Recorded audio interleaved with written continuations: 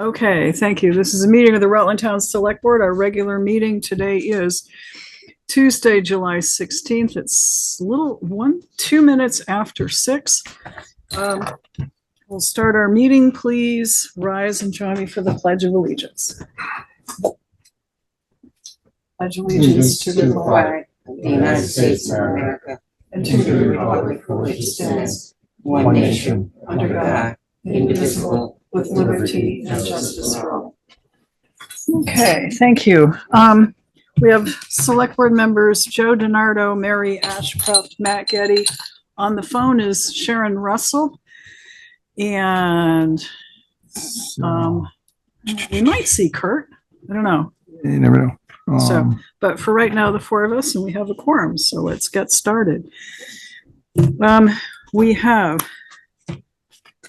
approval of minutes. First, we have the June 18th minutes, and present there were me, Sharon, and Matt to make a quorum. Yeah. So is there any motion on the minutes for June 18th? Move to approve. Move to accept. Motion's been made to approve. Sharon seconds. Additions, deletions, corrections? If not, all in favor, please say aye. Aye. Aye. Same.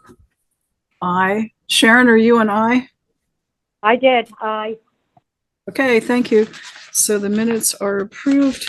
And Joe DiNardo abstained. Okay, next are the minutes of the We can't do July 2nd meeting. I wasn't here. Oh, those. We can't because do we need Kurt Hathaway in order to approve these, so we'll put those off until he arrives or until we this meeting.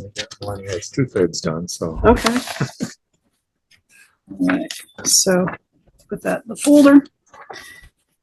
Okay, are there any board member announcements? Nope. Update from the chair. It's good to be home. Ireland was lovely. All right. Questions from the floor or public comments from anyone who is not otherwise on the agenda for tonight? Hand is raised. Don Chioffi. Yes, thank you, Mary. And for board members and for anyone that's listening, I am the delinquent tax collector, and I thought I'd give you an update so that you have correct information in front of you. I guess there were a number of figures thrown around last meeting, but these figures are directly from our town treasurer's office for the last fiscal year. And the reason I'm giving you these this evening is that we've finished the fiscal year as of June 30th. We're starting a new collection year, and collections are going very well for the time period involved. I mean, I've just sent the first letter out. The last fiscal year, we had principal amounts of taxes collected of $352,882. There's some cents, but those are the round figures. That's the principal amount. The interest collected, which also goes to the town, is $32,699 for a total of $385,581. So as I learned from your last meeting that you had budgeted, because I didn't look at the town report, but you had budgeted 100,000 of income, and so we have 352,882, almost 353,000. So for your information, that's the amount that you have in surplus. Just wanted to. I'd like, it's good to have the accurate figures, and of course we don't know, Mary. The problem is you really don't know what the delinquency is going to be year from year. You can make a reasonable prediction, but I think 100,000 is a little bit off based on the characteristic amounts that come in each year are substantially above 100,000. We'll certainly take a look at those numbers when we start our budgeting process. So, and thank you for your work, Don. That's good news. Okay. Have a great meeting. Okay, Thank you. Matt's got a question for you. well, just a Yep. comment, Don, just so you know, this issue did come up in budgeting for the current fiscal year. And I think we had looked at what recent delinquency collections were and determined, I think it had been typically around what you've had this year. And like you say, we don't ever know what it's going to be, but it seemed like it would be reasonable to increase that number, which we did. And I don't remember off the top of my head what the number was, but we did increase it so that we wouldn't be, underestimating and ending up with more surplus and so forth. So we did think about that. We'll have to look at it again this fall and see how accurate we were. Well, I would compliment you because I think it's always good to be on the conservative side when you're doing your estimations. I mean, you're always better off to have a little bit left over that as a cushion, as opposed to assuming that you're going to get a lot more. Right. And- Which is not an assumption we want to have come true anyways, because it just means No, people are more delinquent. So- No, and to be honest with you, the reason, one of the reasons for that large an amount was that there were a couple of fairly substantial commercial accounts that I kind of worked a little bit harder on, and when you get up into the $35,000, $40,000, $50,000 range, that kind of adds to the total pretty quickly. But as far as the residential accounts, they're pretty much standard, and most of them do come in over the period of time. Some of them are classically delinquent, and we just keep working on them. But most of them are paying on agreements with me, and have in the past had agreements with previous tax collectors. So we work with them and try to get them current if we can. But I don't anticipate, unless the economy really takes a real serious downturn. And we do have to worry this year, as you're well aware. We're in this situation where the educational tax is going up, and I don't know what the municipal is going to be. You'll come to that decision here pretty quickly. But, as taxes rise in the town, obviously you expect that there's going to be some more delinquencies. How many more? I don't know. I guess we'll just have to see. But So Don, we'll check in with you as we start putting the budgets together and see where your numbers might be in another 4, 5, 6 months. So that's helpful information, and we appreciate it. So thank you. well, under statute, I'm obligated to report to you sooner than that. So I'll keep you updated on a monthly or a couple monthly basis, so you know. Okay, good. Thank you. You're welcome. Are there any other folks participating here who are not otherwise on the agenda and would like to be heard? I'm looking at the board and don't see any other hands raised. So let's move on to our agenda. John Paul Faignant, Town Health Officer, Public Safety Board Clerk, and Second Constable. And we have action items B and C to discuss with you, as well as your report. So welcome. Good evening. What's this, Mary? I'll start with the constable job first. Yes. I've expressed a concern to the highway department through Joe that with the reconfiguration of Route 7 North ending at Lincoln Avenue is going to turn Route 7 North from Lincoln Avenue to the East Pittsford Road into a racetrack if it continues to be striped as 2 lanes in each direction. It seemed to me, as I've been watching the traffic in that area, it's already one of the spots in town that has the most aggressive driving. People taking the East Pittsford slip lane to get one position better going north, but the speeds are getting up to 65, 70 miles an hour to accomplish that. I think it's going to get worse if it's because it will not be 2 lanes coming out of the city and 2 lanes going in. It's only going to be 2 lanes in each direction. It won't be 4 lanes. So I mentioned to Joe that maybe we should consider approaching the state and ask them to take into consideration our concern that that's going to turn that intersection, which is one of the primary intersections that leads to our school, into a more dangerous situation than it currently is. How would you change it?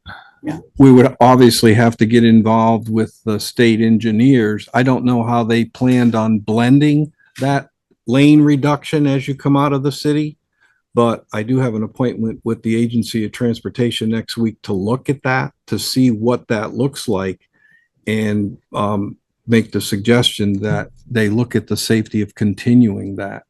So you're going to have lane reduction initially north of Route 4, right? And then once you hit the town line, it goes back to 2. No, we're talking Route 7 north. Yeah, I understand. I'm talking about as you're coming out of the city. Right. At some point, it's 1 lane in the city, and then it's going back to 2 lanes in town. And it breaks into 2 lanes, and then it goes back to 1 lane as soon as you get north of the East Pittsford Road. And there's going to be a that's lot the of area. passing and a lot of high speed in there. That's the area that concerns me. It doesn't make, One of the things we talked, JP and I talked about, was proposing maybe to the state to keep the left turn lane. It would have to kind of blend a little to the right, but keep that left turn lane beyond McKinley. So it stays 1 northbound lane, and then have that dissipate at about the end of the guardrails by Mr. Twitters. And then at that point, it would go to 2 lanes, with the left lane being a through lane and the right lane being for Post Road and East Pittsford Road. And if it was well marked and delineated, hopefully that would, because otherwise what's going to happen is what JP said, is the frustrated people that are following Joey through the city at 35 miles an hour, or anybody else that's driving the speed limit, as soon as that goes to 2 lanes, they're going to whip over in the right lane and they're gone. Yeah. And somebody's going to want to be turning right, and there's going to be a lot of problems there. So you're going to be talking with AOT. yeah, I'll follow up with them and report again, but I Okay. just wanted to get that on your radar screen to see if it's I something. think Highway Committee too, maybe should be involved. So Okay. good. Okay. Thank you. Under health officer, last week I did a survey of the number of unregistered vehicles in the parking lot. There's more than 25. Under Vermont law, you can't have more than 4 or you're considered a junkyard.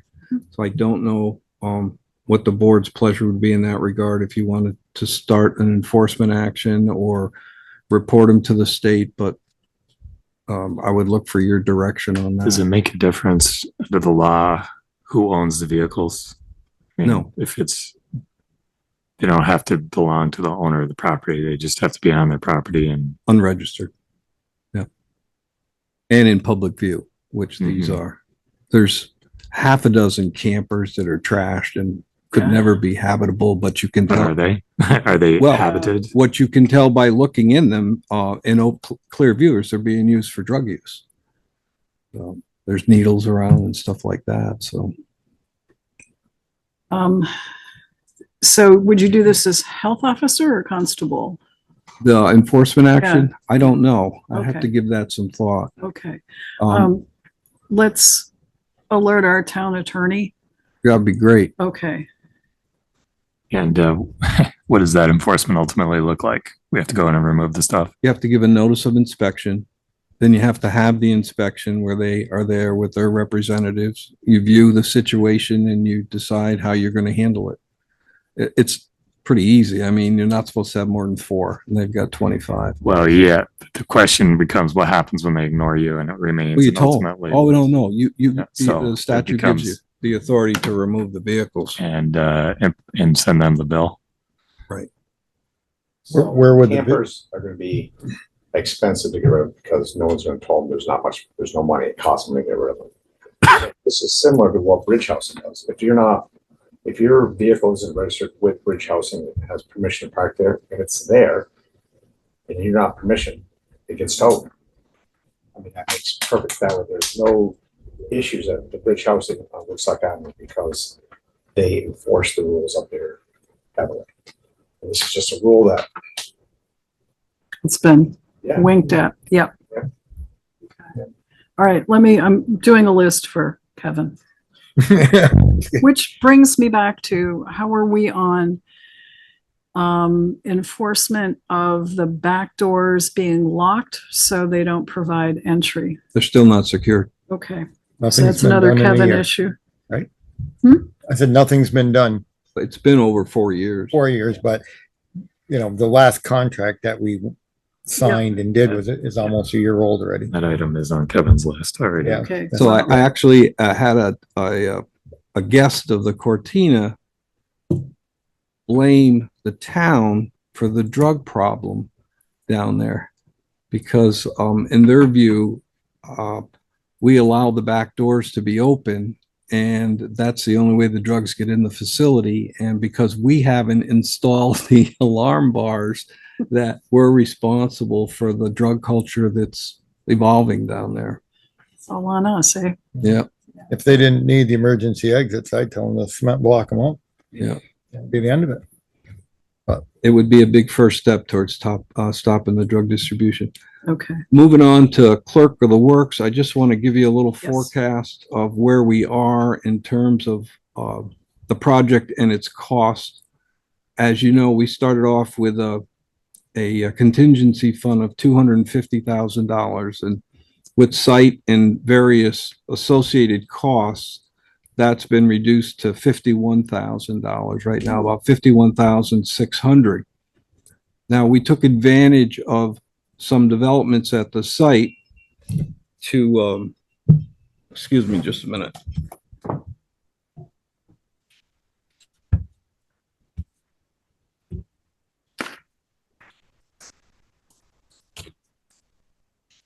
Good things and bad things to have in your phone go through your hearing aids. The bad thing is you can't hear anything when the phone's ringing. Okay. So the site changes, the total site changes that we were able to take advantage of added $82,000, $82,275 to the project. We also had the rejection of a grant for about $70,000 for Royals. So those cost overruns are about $150,000 over the contingency fund. You subtract the 51 that's in there. So we're looking right now at approximately $100,000 that we have not budgeted for in the project. One of the items, obviously Royals, was a disappointment. We kind of had indications that that would be a go. So when we did the budget for the building, we included that as a grant recipient, which it now is not going to be. I've authorized Ted to go ahead and sign on because Royals, that's the security package for the building and it's a necessary component of it. So we're going to have to maybe perhaps look for in the capital improvement fund to fund these additional expenses. But I mean, I'm pretty happy about the site. Look, I'd rather not have run into the site problems, but if you look at that versus the cost of having to acquire a piece of property and develop it, we're still far ahead for the taxpayers than we ever would be. So that's currently the. You have we are facing a request to release more of the contingency fund. The retainage. The retainage, Right. sorry, Yeah. yeah. Yeah, And that's something that I thought you would want to discuss. You want to do it in executive session? Yes. All right. Is that agreeable? oh, yeah. Okay, so we'll hold it until we get toward the end. Are you going to be around for a while? I'll hang out for it. Yeah. Thank you. Okay. So, Yeah, go question ahead, on Matt. that. So there were some items last time, I think that were coming out of the contingency. Is that 51,600 after those items were accounted for? So the listing that I got from, the general contractor, that's where I'm pulling those numbers from. I'm pulling the everything that's been documented so far is 198,374, leaving 51,626. Okay, and then the other thing I was wondering about from your email about this grant, I didn't remember that grant being discussed, so I was No. thinking that perhaps that was a cost that had been included in the budget with the hope for a grant. Are you saying that we were expecting the grant, therefore we didn't budget for that Correct. figure? We included the figure without a contingency that the grant could get rejected. Okay. The one grant we did have that we have received is the Homeland Security Grant for the Emergency Management Center, and that was 157,000. And we've received it, I believe. Right. Good. Right. Okay. But we did the same thing with that. I mean, in retrospect, we wouldn't, We had it yeah. outlined as a possible. Yeah. So yeah. And no, okay. Alrighty. That's all I have. Okay. Any questions? Sharon, any I have- questions for JP? No, the only thing I wanted to comment on, with the traffic issue that he mentioned is, I have sat many mornings waiting to get out of my driveway. I go to work 2 days a week at the Mission, and I've waited 15 minutes sometime. One guy swerved into the breakdown lane and almost clipped my car. It is getting treacherous out here. Just so you know. JP, a while back, you talked to us about a town adopting an ordinance that mirrored the state statutes on health officer duties and health officer authority, right? Yes. Did we send that to Kevin? Did, and I And think so- that's on Kevin's list. It's on the radar, Yeah, that's up there. I've Okay. just added it to Because- my Haven't heard list. back. Okay, because if I understand that properly, if we adopt that ordinance, that will empower you to do more things that you thought you could do that the state says you can't. It would allow me to do the things I could do before they changed the You're law right. to Yeah. take it away. Right, Yeah. which would help with some of the problems we're having at the Cortina. Yes, it would.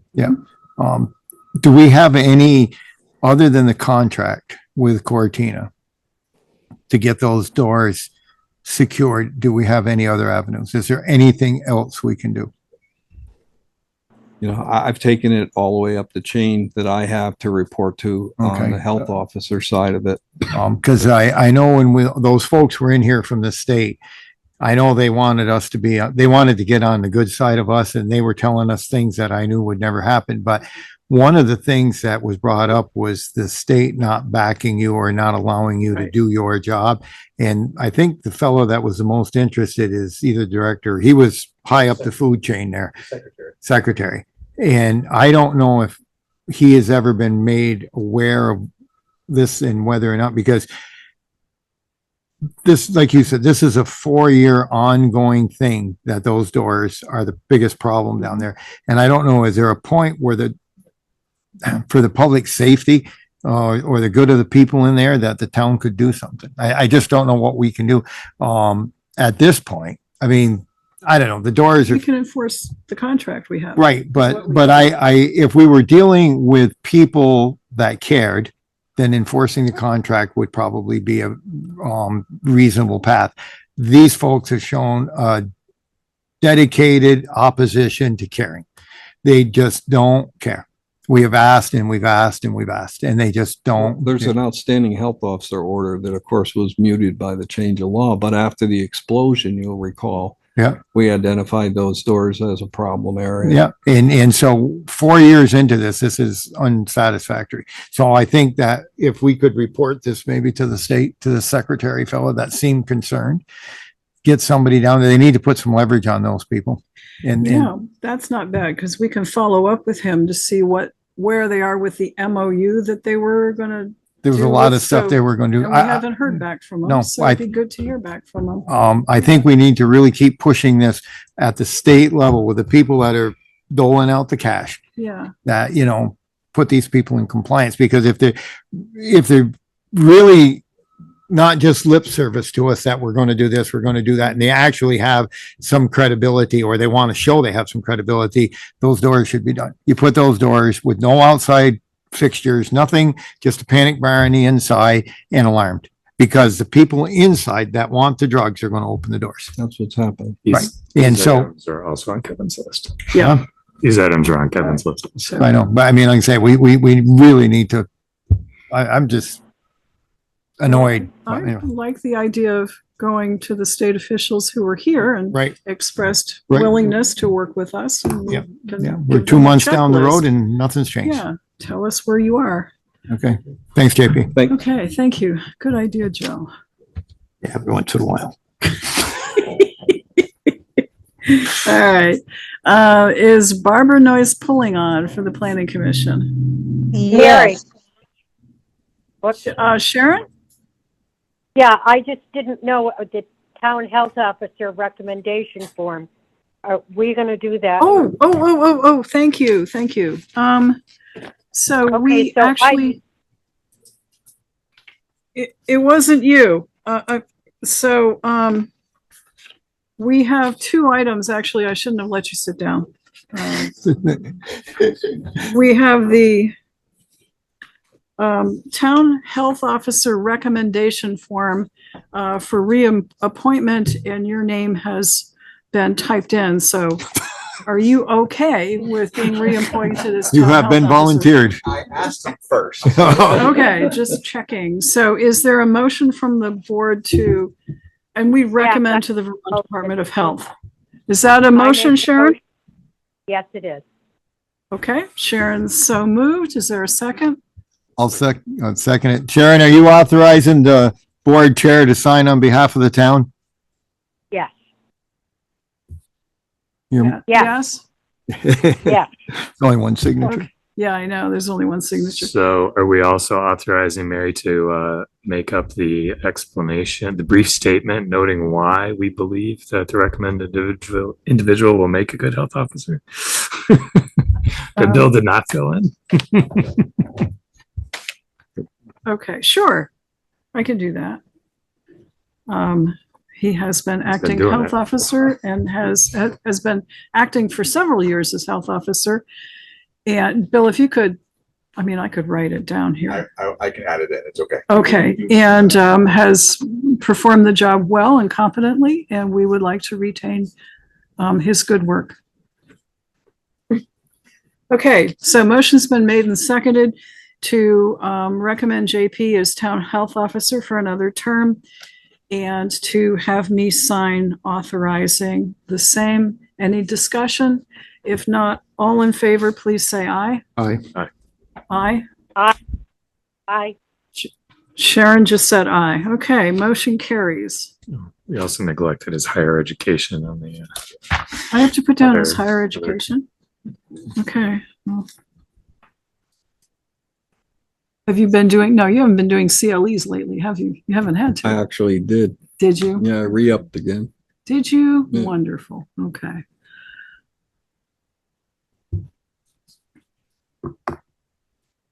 Okay, and the other, under action needed, the security camera expense for the public safety building, do you need our approval on that? Or I think you said you Yeah. had passed along the approval because it was part of the initial. Yeah, we can't have it. We don't meet the requirements for it without it. So I did authorize Ted, but yes, the board approval would be appreciated as Okay. well.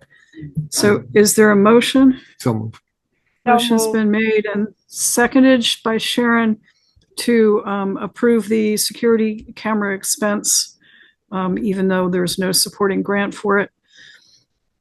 Discussion? I think we kind of discussed it before. All in favor of the motion, please say aye. Aye. Aye.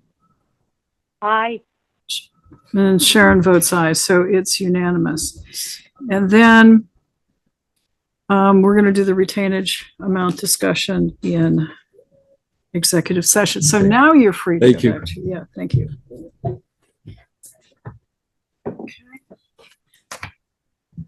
Barbara, thank you. Sorry about that. No problem. Good evening. Good evening. I don't have too much tonight.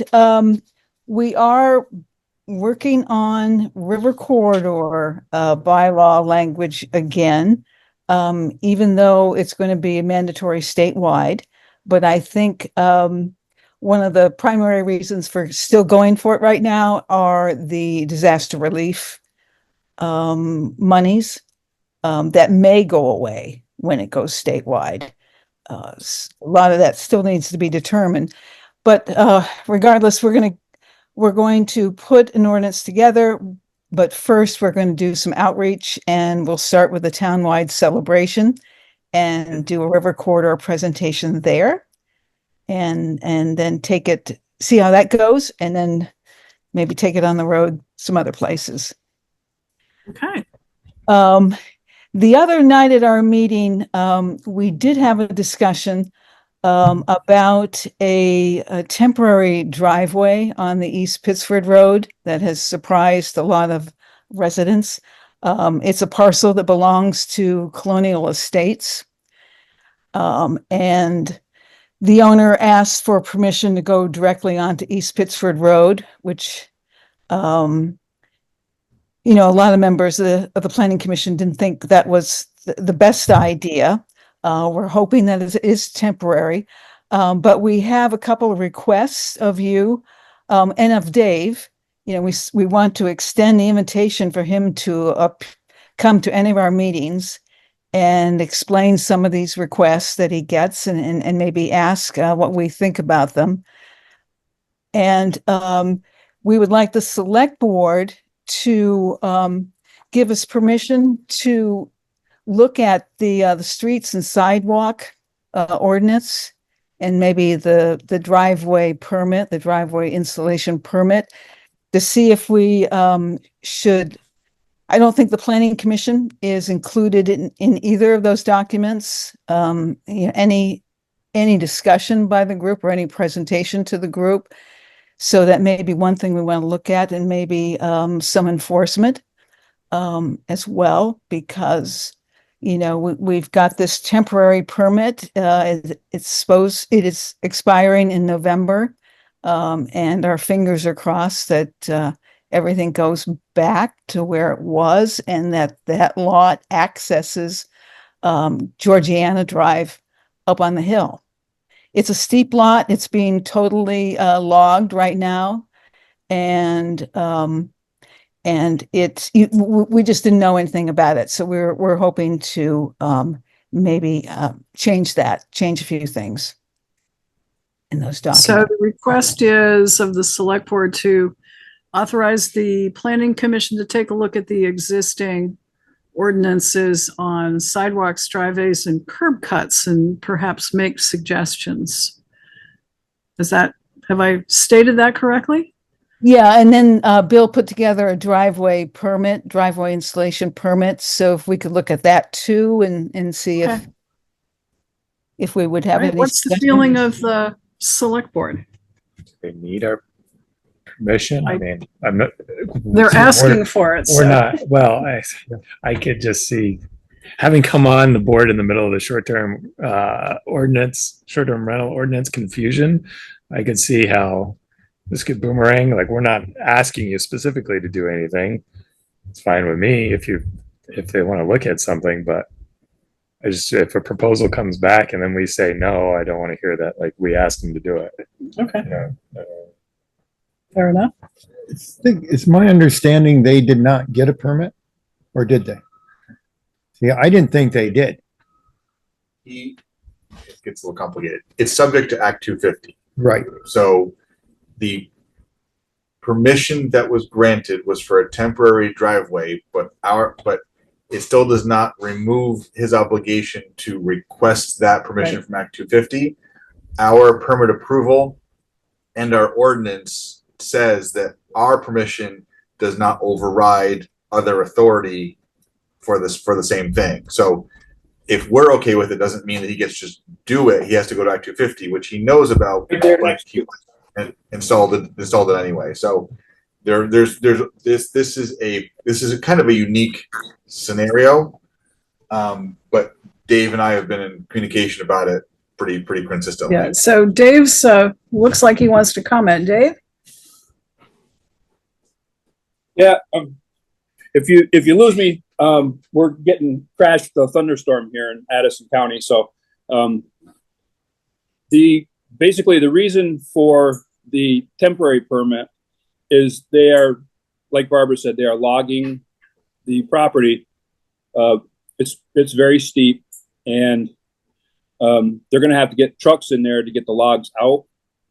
And they requested to come out on the East Pittsford Road rather than drive log trucks through the Colonial Drive community, which isn't really designed for trucks. So, we made a compromise. They wanted to go until January 1st. I wasn't really comfortable with that with winter and everything. So, we compromised, and they assured me that they will take out the culvert in the driveway and return all that stuff back to original by November 1. So it was really, I don't want to say safety because I think that's an overreach, but it was for concern about log trucks running through that community. It is in the far east corner of that development. So in order to get there, these trucks are going to have to traverse a rather large percentage of that neighborhood. So in my opinion, it was better to have them come out onto East Pittsford Road, which is fairly straight in that section. Not really a safety concern that I can see. There's plenty of sight distance. So that's kind of how we got there. We did this before for a guy that was removing some trees up on Quarterline Road. We gave him permission to put in a culvert and get the driveway in so that they could get the timber off of the property. And we gave him a deadline, and at the end of the day, when it was a week before he had to have the culvert and everything returned back to normal. It was all cleaned up and taken care of. So this isn't unheard of since I've been here anyway. And really was just, I can tell you that the amount of reaction we would have gotten from the residents in that neighborhood from large trucks coming and going. They want to deliver the house into that driveway. So there's going to be truck traffic, and to put all that truck traffic through that neighborhood was just going to be burdensome to everybody, really, including the contractors.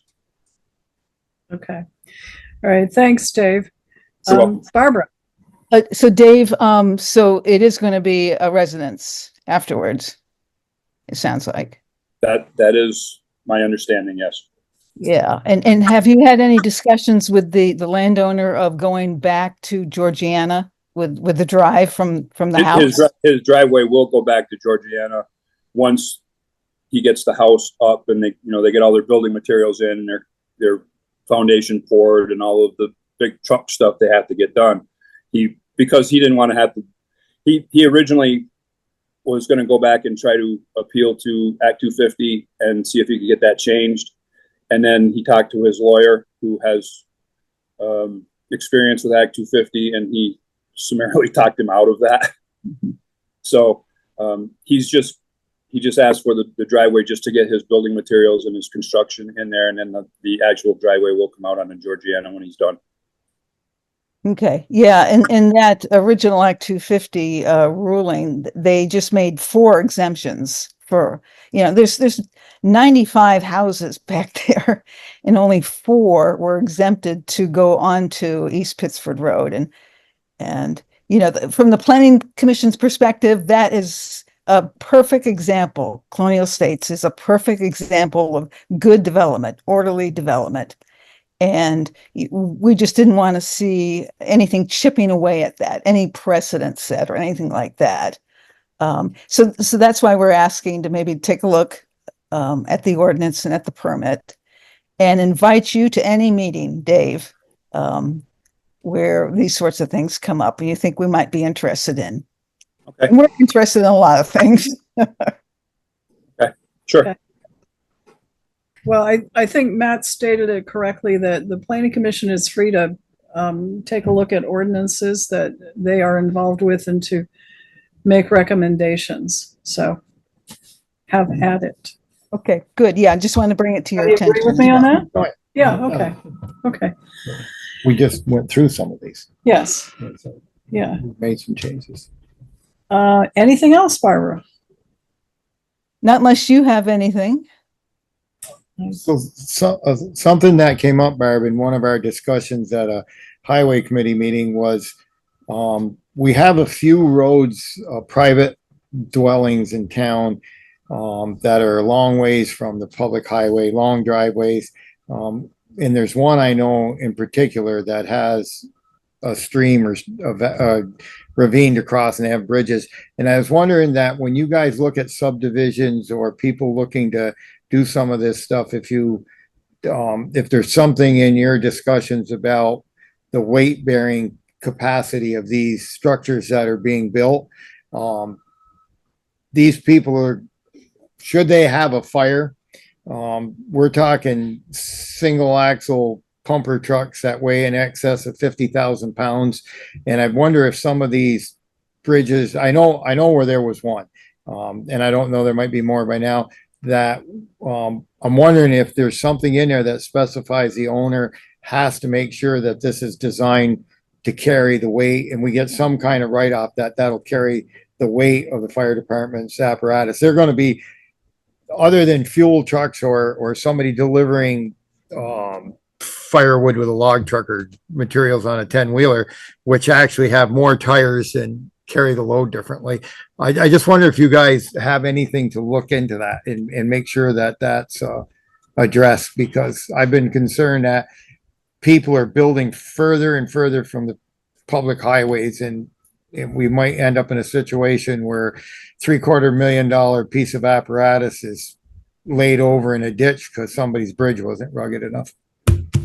Yeah, we do consider that, and we have invited fire chiefs of the I'm thinking like the former one has come in and with concerns like that, so we address them. I think we've got a subdivision ordinance with Kevin Brown that he's had for some time, and he's had it so long I've forgotten all of the new things in it. But It's on my list too. okay, thank you.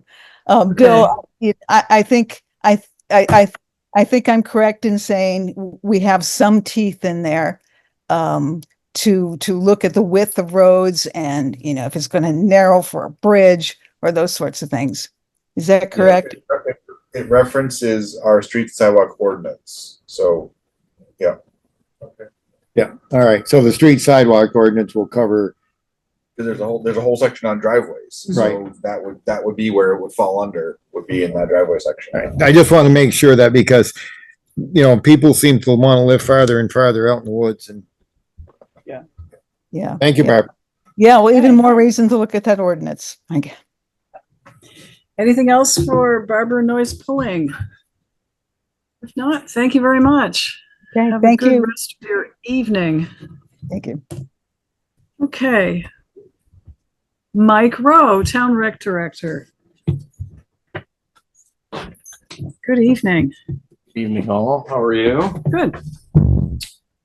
So yesterday evening, I put up the sign for townwide celebration. I wanted to you. wait till kind of things cleared so people don't get confused. If it's there a long time, they're not going to remember. Right. Kind of thing. So we're all set with that. Our senior lunch is next Tuesday at 11. We have our chef. We have our food ordered. We're going to try to serve at around 11:30ish. So I'd like to kind of, hopefully we can get that word out. I don't have a list to who to mail to. I mean, I emailed you and Sharon and Marty. So All right. somebody I could think I've spread the got word, Okay. because then I want to try to start to gather a list, because I think eventually it will come under my umbrella. Yeah. But We should have a little sign up table perhaps at not only this event, but townwide celebration. See if we can get some people too. we could do that. Yeah. Okay. Does that mean you're volunteering to sit at the booth? When I'm not cooking. That's right, you're cooking. Yeah. That's right. Sounds like, oh, Matt's cooking too. So But that we will can- take place. yeah. The guards are ready to bring their yummies and serve everybody, and the menu is burgers and dogs, Nice. and then special treats. So that will be rain or shine next Tuesday, starting at 11, and then we'll be around 11:30. We'll start to feed you.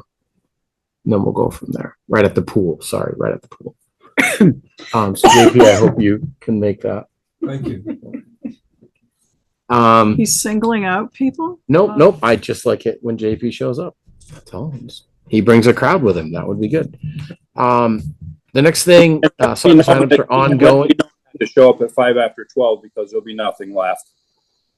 Yeah. That's Well, okay. that's the highway department's problem. You can show up there and get your food, and all departments heads and staff are welcome as well, as they traditionally are. But if you come late, I can't guarantee. People like to eat.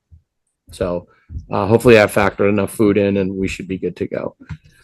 Soccer signups are underway for the fall. Yes, the fall is fastly approaching, and the we're an online form, so I'm just reminding residents when they're signing up, there's essentially two parts to the online.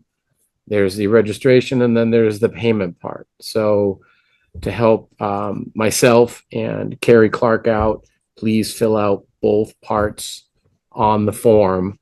Otherwise, we're chasing you around for either payment or registration. So if you would please do that. It is pretty crystal clear on the online form. Just please look at that. And then the only other thing I have is that, yes, the last day is the 24th, which means that's like it's almost a month away. It's coming quickly. It seems like it. So that's all I really have. Otherwise, everything is going smoothly and Good. we're running well. Right. Unless you guys have questions for me. Questions for Mike Rowe, Town Rec Director. Yeah, I have just a statement. I have been up to the pool several times just because that's part of my committee. And I would recommend to anybody that hasn't seen it, since they painted things, it looks wonderful. The kids did a great job. And I visited with the lifeguards, and I have to say we have a pretty fine group there. So kudos to that group and to the work that's been done up there, to Mike and all of the kids that work with him. So that's all I have. Thank you, Sharon. Okay, I think that's it. Thank Hey, you, Mike. Fireworks are that night, correct? Townwide celebration evening, yes, Okay. that night. All right. Yeah. I had family visiting from out of town. They took advantage of the pickleball court early And? one morning. They were very pleased, and saw this guy walking by with a big dog. Do you have a big dog? I have a black lab. Yeah, that's the one. Anyway, they I don't walk my wife walks my dog at the park, but I don't Okay. usually do that. well, anyway, I'm to pass along that they were very pleased with the facility. So thank you. Oh, as funny as it is, I was up there doing work around it, and Andy McMillan, who is a town resident, has helped us greatly. His father-in-law is huge into the pickleball world, like has a company and sells all the product. And we got to talking, and we're going to create a better experience for pickleball, and he's going to cut us some deals with some equipment and stuff. So it's all about who you run into when they're playing pickleball. And the scheduling part has worked really well. Nobody's Good. called, nobody's complained, Good. Okay. and they're up there faithfully. And so is tennis, to be honest. Okay. Tennis is kind of making a comeback, at Okay. least up there. But the park's being used all the time. So Good. that's all I got. Thank you. Thank you. Is Larry on? He is not. Okay. Dave Sears, Town Road Commissioner. Hello again, everybody. Hi. Not a lot going on, but pretty busy. So we got the roadside mower fixed. Not sure if that was fixed from our last meeting, but I know a couple people on the board were not at the last meeting. So we But went I out. got a report. I've got to tell you, Dave, when I got an email when I was in Ireland that the town road crew had been by and they were mowing the poison parsnip on Creek Road. So thank you very much. That was not our first shot out of the gate, but it was pretty damn close. Yeah. Because we seem to know somebody that lives there and might want to have that taken care of. Not that we play favorites or anything, I'm just saying. No. So we did, because we basically lost 6 weeks waiting for the part for that thing. I actually did some shopping around and I found another vendor that I'm probably going to turn to for parts for this thing. in the future, that didn't really help us with losing 6 weeks, but that is what it is. So we went out and pretty much covered the entire town in a little over a week, well, about a week and a half, and just did like a single pass. A couple places we did, a couple passes just to get stuff kind of pushed back. Mendon actually has the mower right now, our partners in crime on the thing. So when they get done with it, last year it took about a little over 2 weeks for them to finish up. But they have a brand new green crew up there, so I'm not sure how long it's going to take. But as soon as we get that machine back, it goes back out for the big mow. Then we'll, places where we can get back, like, Grove Street by McKinley, where we can get out there maybe 4 passes on the west side of the road. We'll go back and push everything back as far as we can and get it ready for the end of the season. And then Mendon will take it the last part of the season, and they like to blow the leaves off out of the ditches on a lot of their dirt roads and stuff. So I'm expecting by second week of August, maybe we'll be back out doing it again. I don't know if you remember, back several months ago, I put a bid out for culvert cleaning. We had A1 scheduled for last week to come out and do clean culverts for us. So we got, in a week's time, we got 71 culverts, 71 culverts done, which is just about 10% of what's out there. So we made a scratch, but we didn't really make a dent. I'm going to see if maybe either later this year or maybe early next spring, I can get out there and do another week. So that's a work in progress. I managed to, after our last highway committee meeting and several phone calls, I actually managed to get a hold of Philip Gowett over at Gowett Marble, and spoke to him about changing Simon's Road, changing that intersection so that it's not an off ramp from Route 4. I believe Joe mentioned this at the last meeting of our reporting with the committee meeting, but I spoke to Philip anyway, and he is very enthusiastic about it. He said he actually brought it up to Joe Zingali several years ago, and nothing really came of it, but his idea and our idea is exactly the same. So we get zero pushback from Gowett. I know Bill's trying to set up a meeting with Chris from V-Trans.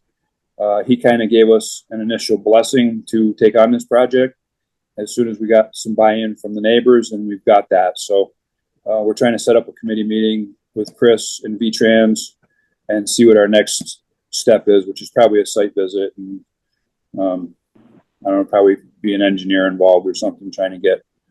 So I did reach out to him, and he said he had to talk to a couple people. He got back to me this morning.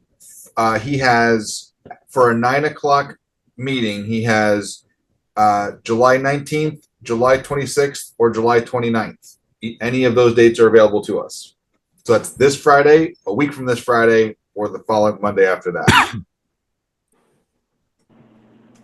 Well, I don't work Fridays, but I will come in for that. So I don't really, whatever. Or the following Monday? 19th, 26th, or 29th. Let's do it the 29th, Dave. That's fine. I'll come in on a Friday. I don't really care. I think this. No, that's all right. Yeah, but okay. Yeah. All right. Okay. Okay. Saturday, pretty large oak tree came down on Grove Street. That's the second to come down of 5. And they all came out of one little group grouping. So it's just a matter of time before the other 3 come down. So we spent most of the morning yesterday cleaning that thing up. And then our chipper started to overheat, and we need a thermostat. So we still have some brush we got to trim up there, but or chip up there once we get the chipper back up and running. But that kept us entertained for a little while. We are currently working on beaver remediation. on Post Road and Route 7 by Morzado. And we started this phase 2 of the sidewalk on Post Road. We started that today. And we made pretty good progress. So we, Post Road, if you hadn't noticed, is all torn up. It's got shim on it now. It should be, if the weather holds by the end of tomorrow, that should be topped according to our contractor. So got a lot of stuff going on Post Road. Not least of which is Beaver. Okay. That's what I got. Questions for our road commissioner? In your packet. Oh, I have one, number 3 on our pack. Yep. It's the Campo resident, and I said it. If you drive around anywhere, there's a lot of burn spots on people's lawns. A lot of it is the extreme heat we had. If we decided to replant that again, my suggestion, and I might be off track, would be would have to wait till fall, because if you're going to seed something and this heat continues, it's not going to take. I mean, anywhere you drive around, you see that there are lawns with burn marks. Mine have got some, so that's my input into it. I don't know what you decide you want to do. So thank you, Sharon. This is the letter from property owner Brian Hempel, who is on 70 Farnham Lane, who sent a letter and a bunch of photos in showing the repair that had occurred by the highway department. But he still feels it is unsatisfactory. And I don't know if the highway committee wants to take a look, but your point is well taken about if anything further happens, it should wait until possibly the fall. Yeah. So what's your pleasure with this one? Dave, have you looked at this again since we got this second letter? Yeah, I mean, I can go up and take a look at it. I mean, so the neighbor across the cul-de-sac from him, the damage was mostly on her side of the cul-de-sac, which we own, by the way. And she was very happy with what we did there. I mean, we topsoiled it. We put straw matting over it, to try to get the grass seed going and everything. I mean, we can go up and re-landscape, I guess. So I just walked by there because I looked at this and I looked at the pictures. I couldn't make heads or tails of the pictures. So I walked by, and for the most part, it looked good to me. It looked better than the pictures, I thought. I mean, the screening's still down. There's grass growing. There was one part, which I think is this picture here, maybe, which is over on his side of things. And I don't know where the property line is. If it's kind of next to his driveway, so it may be on his property. Line about the middle of his lawn. We have a pretty large right of way for a cul-de-sac there. So. Yeah. So I don't. So the damage is on the town right away. So it may be in our right of way, but I think I know it's part of. It looks like part of. That was the one part where there was still kind of some like a lump that I think was still just bare dirt, but for the most part, it looked good to me. So I'm not sure if maybe since he sent this, maybe it's improved. I'm not sure, but. Sounds like Dave's going to go up and take a look. It looks a lot more green. I'll go take a look at it. Okay, thank you. Welcome. Anything else I've got one quick thing. A thank you from a town resident. Hallelujah. Who made use of the sand to fill up some sandbags to prevent water from getting into a basement. So thank you for having that available for folks. I wished when I got off the phone with her, I wished that she didn't have to use the sandbags. And as it turned out, I don't think she had to. So that's a good thing all the way around. Yeah, yeah, that's good. Okay, Matt? Dave, I can't remember if this came up at a previous meeting or if I just heard about it elsewhere, but have you heard from residents about a brush situation on Westridge? Yes, Yes. that's been going, So, that's been I've going on, heard that's been going on for a couple of years. Well, not a couple of years. It started last summer. The resident there, for whatever reason, if I remember right, last year they had a contractor in there that was cutting down like a hedgerow or something, yeah. and it was kind of flopped over. It was on their property, but kind of laying out into there isn't really a ditch there, but close to the road edge. And it looks like hell. I'm not going to say it doesn't. But it's not really us. I don't really know what to do about it. I mean, we could, I mean, it's in our right of way, right? part of it is, What is yeah. there? Yeah, part of it is, yeah. I mean, the bulk- is there the bulk anything of it, we like can the- do? The butts of the trees, like they tip the trees over from inside their property line toward the road. It doesn't obstruct traffic. It's unsightly, and that's I know that's what the neighbor, it's I believe it was cedars or pine or something. So, when it fell over, all of the leaves or the needles and everything turned orange, and it looks like hell. It does. So, I mean, given where the stuff lies now, is there any influence that we can exert on that situation and getting it cleaned up? I don't know that I can make them clean it up. We could send them a letter and say, you need to get the tops out of the right of way or something, and then go out and mark out the right of way, and then they could just cut them off. That would be a good, I don't seems know. like that'd be a good start. Or if you guys get bored and the chipper is nice and cool, you could run it by there and throw the stuff through. It'd be done probably a lot We faster. could do that. We could do that, and then everybody would say, "Oh, you just come by and chip everybody's brush." Well, Yeah, I know. Yeah. He set a Yeah. precedent. It's doesn't seem like he's making progress. So, a Yep. couple of things that Dave, I'll call you tomorrow, regarding a water issue on Post Road and Post Road Extension, the road out to the reservoir. The fellow that lives in the house down right off the road there in the corner, he called about water concerns. The other thing is on the East Pittsford Road on the sharp corner by the polo field. I don't know if you've noticed that about 4 feet of the vegetation along the East Pittsford Road in the town right away is all dead.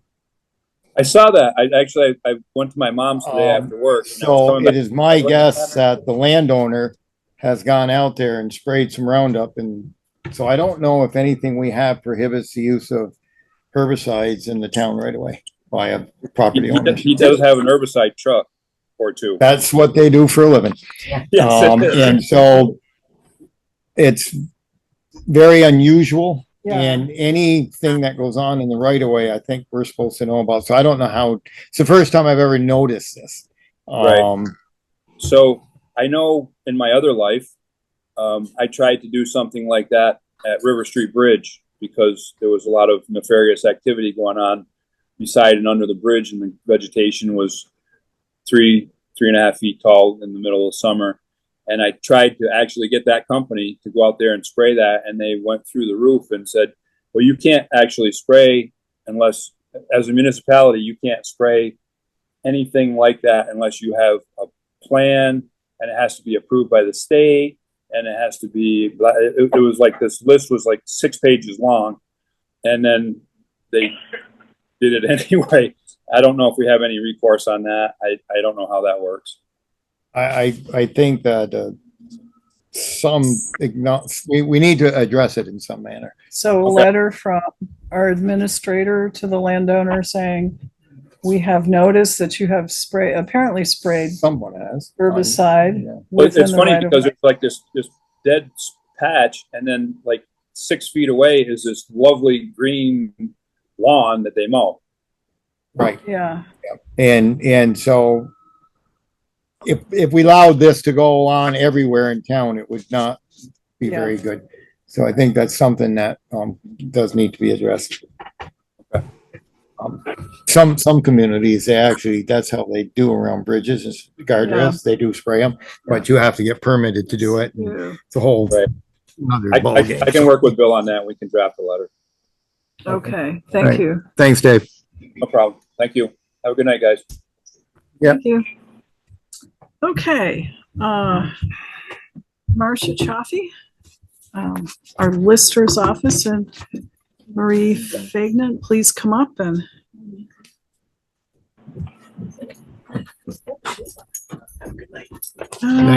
So this is, so you've got a couple of things for us, and I know Colin Faignant is also on the line, should there be any, and I think we're gonna have a report from Matt as well. So what have we got? Well, just to bring you up to date, grand list has been lodged. It's been certified by the town clerk. It is now resides in the vault for any of the general public or any of you to take a look at. Grievance hearings are set for the 23rd, so there goes my senior luncheon. But anyway, and I mean, basically that's it. We're now, cleaning things up, filing things away, getting ready for another round of visits for, properties. We've got little sticky notes all over the place letting us know what to go out and inspect before the end of the year. So we're not rushing around in April trying to get everything done. So. Good. Well, thank you for that. I know that was a huge amount of work. So we're good to go. Marie included a memo about a change in the law that proved a little sticky, but it sounds like you folks resolved it. Absolutely. Yep. Yeah, we took care of it. Okay, very good. We So work like demons, but we got it done. thank you. I mean, it catches us all occasionally, so I appreciate the effort you folks put into resending the notices and all of that. So Absolutely. thank you. Which it's a great opportunity to ask Bill. Are you all up to speed on the new open meeting law stuff? And Everything was posted where it was supposed to be. Okay, thanks. good. It seemed like for the most part, what we're already doing works, but Yeah. All right. Well, I think we still have a lot of questions. There's a lot of ambiguity in. things are in a weird situation. Yeah. Seems like every time we meet, we may have to post it as an open meeting, and it's That would be nice. ridiculous. Just have a permanent. Just post your office hours. We're in a meeting.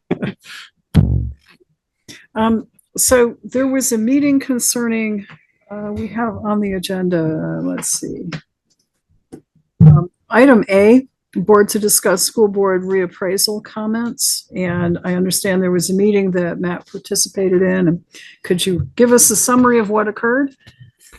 So sure, listers hosted, virtually a Q&A session with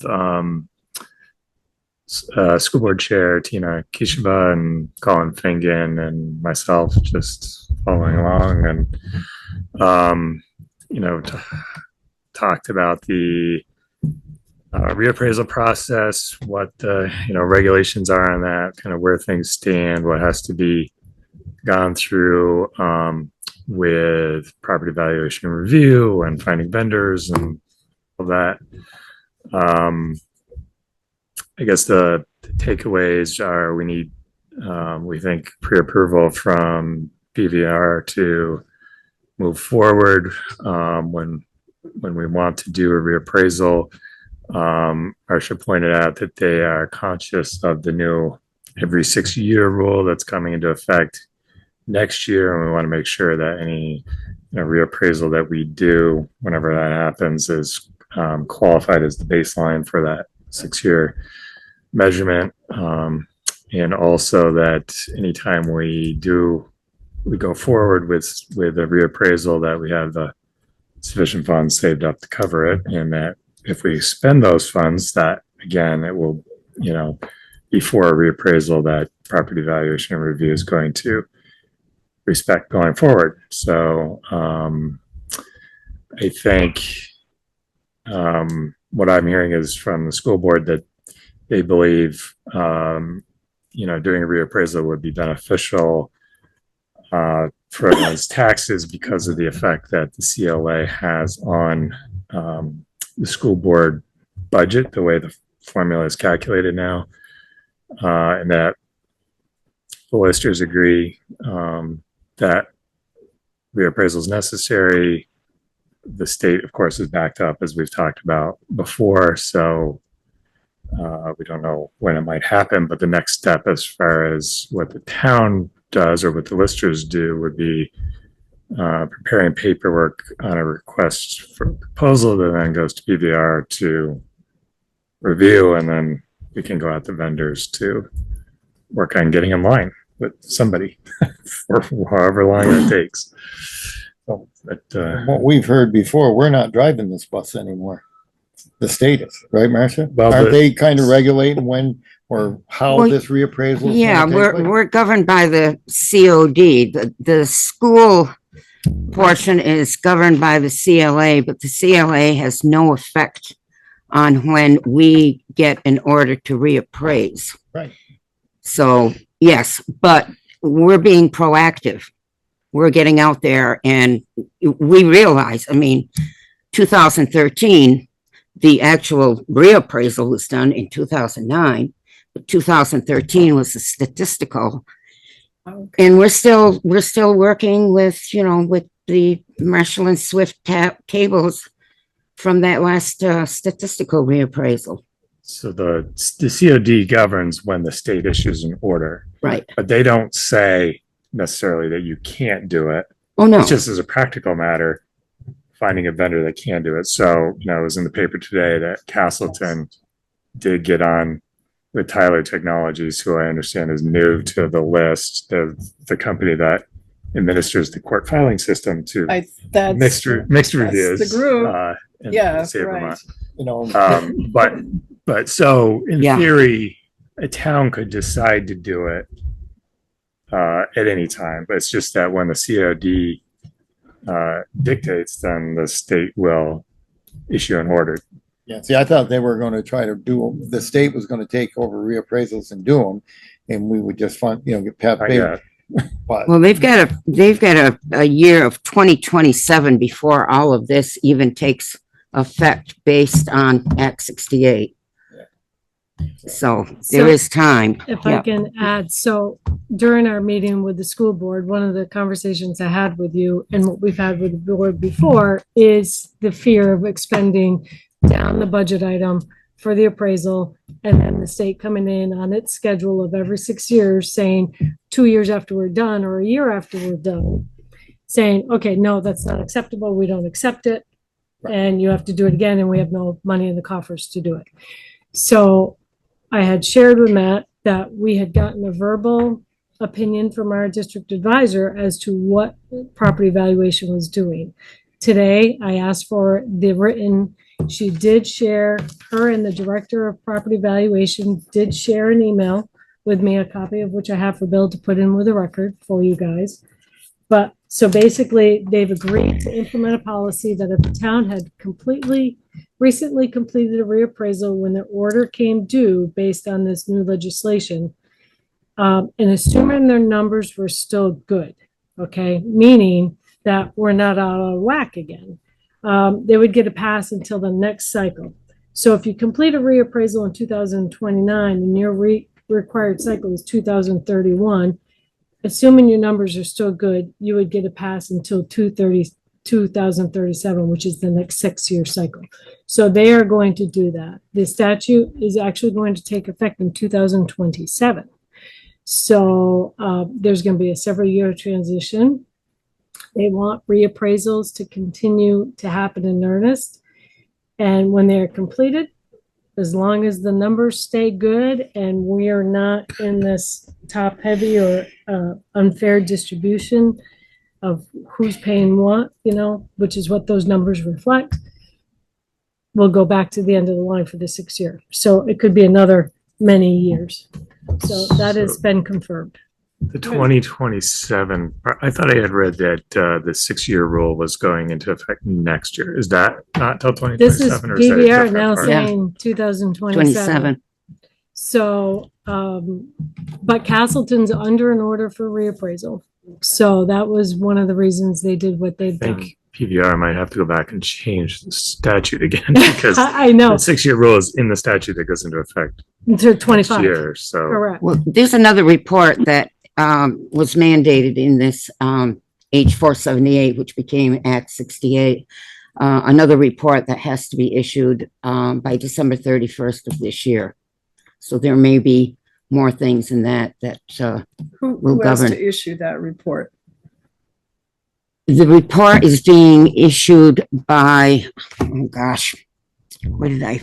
It's not There's anything we have to. No, do. no, no, no, No, no. it's This through the is an independent firm that they've hired, and it escapes me right now who it was, but they were tasked with with putting together a report that has to be submitted to PVNR and the Vermont Tax Department by the end of this year. It was part of the, I kind of remember you mentioning that a while Yeah. ago. Yeah, okay, thanks.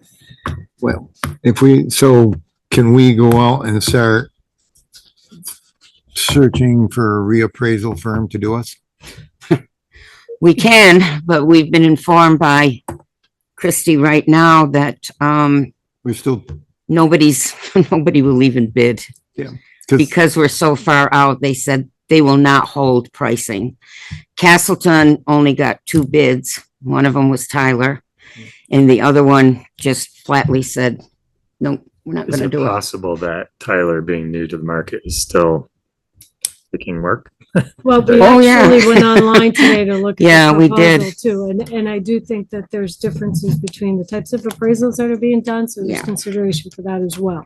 Yeah. One of the things our town does is a full wide reappraisal with people getting, exterior and interior inspections.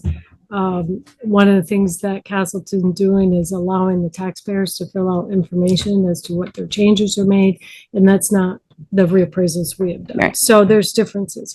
But to answer your question, once we have which we are working on the Yeah. request for proposal, which is a draft, which includes all kinds of information in order for the appraisal company to give us the information, because not only is it the reappraisal, but, as listers, whoever's sitting in these chairs has to be able to take that information for however many years and apply every one of their assumptions to new builds, new deck changes, things like that. So you have to know exactly what it is, their basis for doing the reappraisal. So once we get that request for proposal put together, then we have to go to PVR for permission to appraise. And right now, we're not under an order, so whether or not they're gonna allow us. We're a is- couple years out, no matter what you do. You are a couple, Mhm. we are a couple years out. So, yeah. Will they have to look at your request for proposals, property valuation? We do have review? to Yes. attach them. Yeah. Okay, and they have to approve what the appraisal will consist of. Not so much that is the purpose and need Purpose, and the yeah. extent and why, but one of the things that they're looking at is that they do a sales evaluation study of every property that's sold in the state and all the land, and they're doing all of the changes. It's what drives the numbers for reappraisal order. So they're looking at our numbers versus other towns who might be in worse position, taking resources away. This is, stuff that's not said out loud, taking resources away from other towns that might be in a harbor in a different, even a worse position. There are people with CLAs at 65 Yeah. right now and CODs of over 25. 100 and, yeah. So I think that's where their thought process is. Sorry. Joe? The company that we had do it the last time, they're not in business anymore, or are they? Oh, that's right. No, Lewis Oh, appraisal in yeah, that was Rich 2013. Lewis for the statistical, and basically it was Rich and Howard. And all they But- did but was in- drive around so that they would identify neighborhoods. There was We had no some- So the interior, last time that somebody actually did it was '09, right right? appraisal. Right. And didn't their values come in like 120% of fair market. I value. believe so, yeah. It messed everything up if I Yeah. remember. So that one went the other way too much. Right, Properties were overpriced. So now they're trying to get it so that we're not in that boat again. Yes, Yeah. there's a line item that's going in the request for proposal that is supposed to be at 100% Cent. Yeah, market value. yeah, not like 100 because I think they figured it was like a 20% over what it should have been. well, that was the Lisa comp on that Wright, one. and Lisa, of course, is the assessor for, I think, 5 or 6 towns, plus she's on the board in, West Rutland, so they're no longer in that business. Yeah. So even if we put out a request for proposal and you get all the stuff, if some other town needs the services of one of these firms, they may get it before us. They could get it before us. Okay. Yeah, they could. So get it before there's us. some things that we just have no control over. No, Right. and we don't know, we're limited to certified licensed appraisal firms. Right. We're limited to employees that have the training that is required of their appraisal firms. The town would have approval as to any employee. They would have to identify who they're bringing on board, and the town would have approval if that person doesn't meet the requirements for doing a fair and impartial and assessment that every taxpayer, once done, can have faith in that it's done properly. Whether they like the numbers or not, the methodology has to be done right. So Dave had sent me a text and he said that Orwell just did theirs last year. And he said his appraisal went up 100%. So that's significant. But I don't know who did it or where. But, Well, didn't he also build a house? well, yeah, but I mean, the value of the property, the house didn't get built until, I don't know, this year or so. But I'm just saying, obviously some of these are getting done.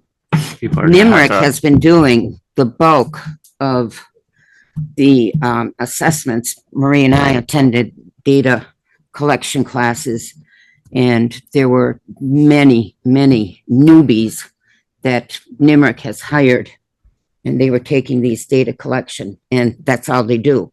They go out and gather the data, bring it back, and the Limerick people plug it in.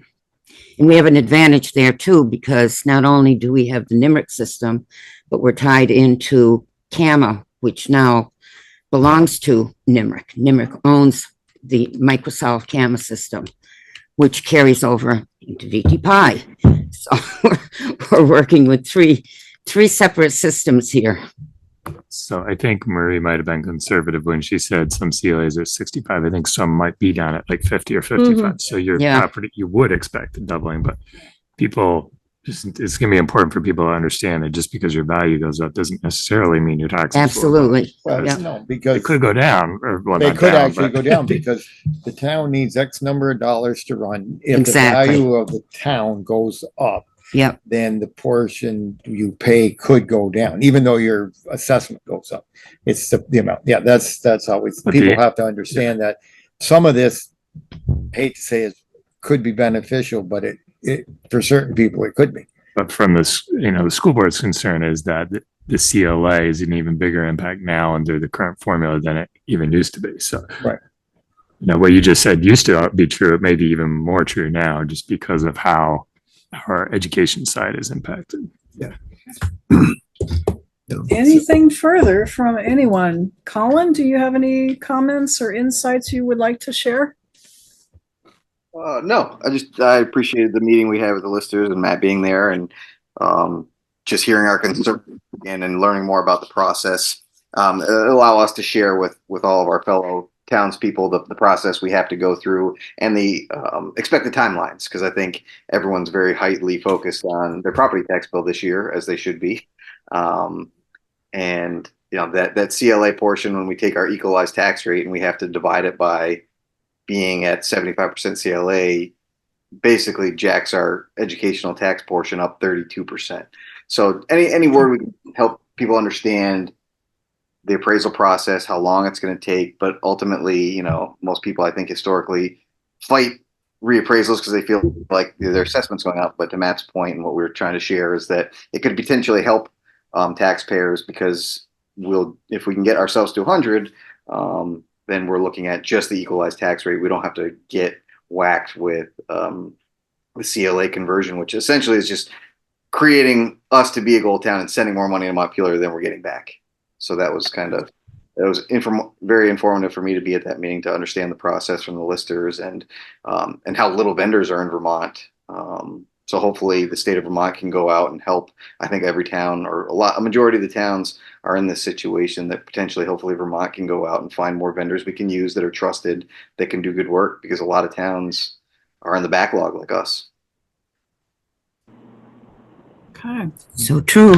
Thank you. So if there are no further questions or comments, thank you folks very much. Appreciate it. Thank you. Yeah.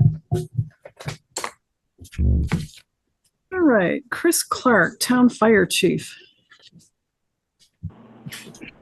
Just one thing tonight. There should be an application in front of you for for Callista. If you could approve that, we'll get her signed up and started tomorrow night. All right, Callista Fawkes, who lives in 91 First Street, Rutland. I'm assuming that's the city. Are we okay with our ratios, town versus people outside of town? We are, yep. Okay. So is there a motion to approve? Second. Motion's been made and seconded to approve Callista as a fire department member. Any discussion? Senior member or junior member, Chris?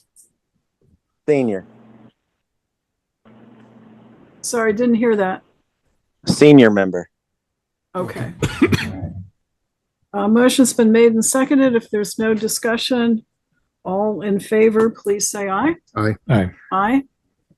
Aye. And Sharon's an aye. So I think we can all sign here.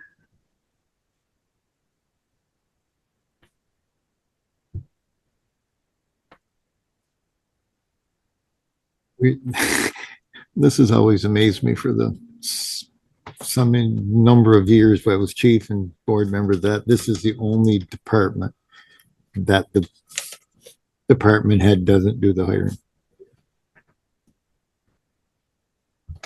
Okay. It's just a thought. I'm not sure how we got here.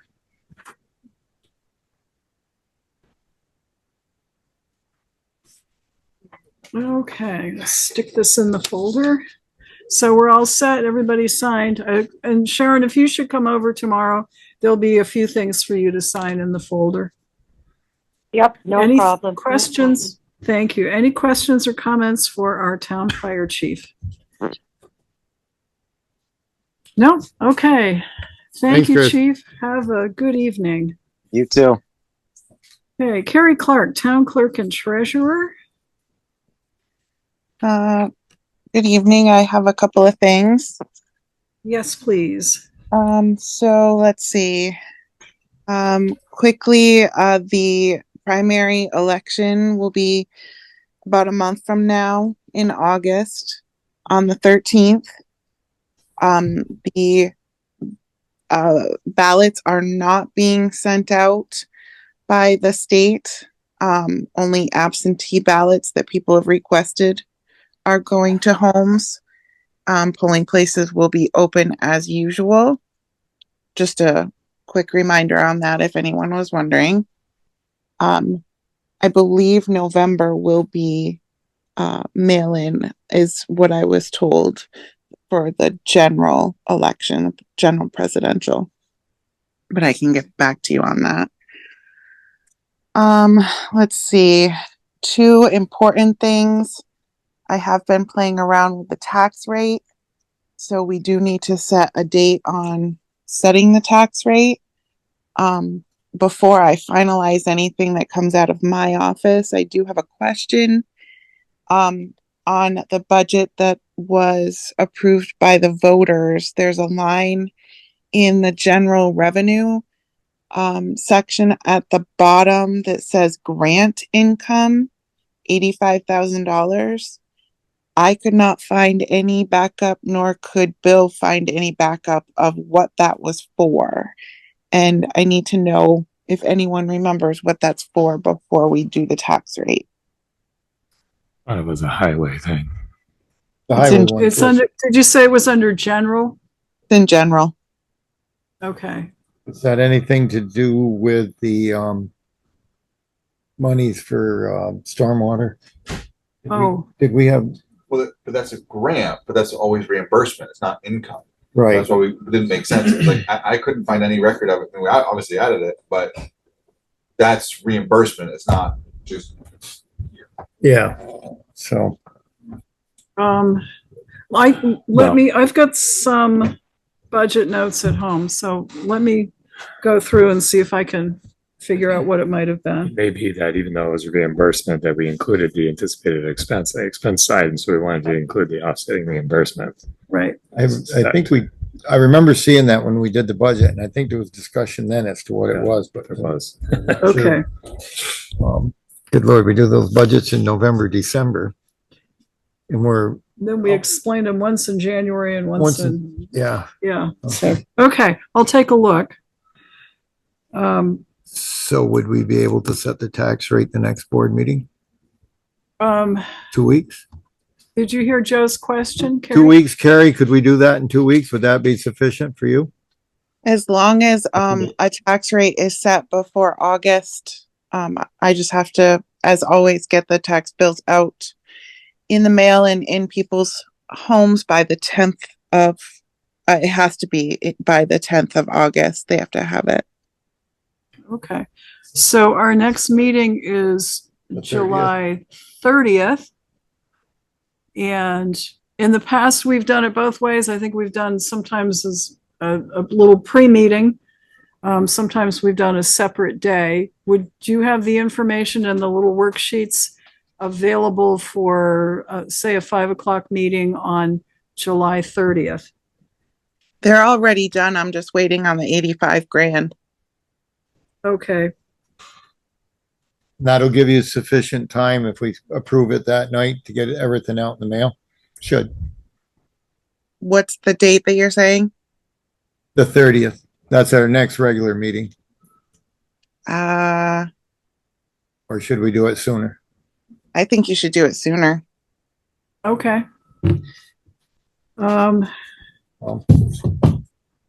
So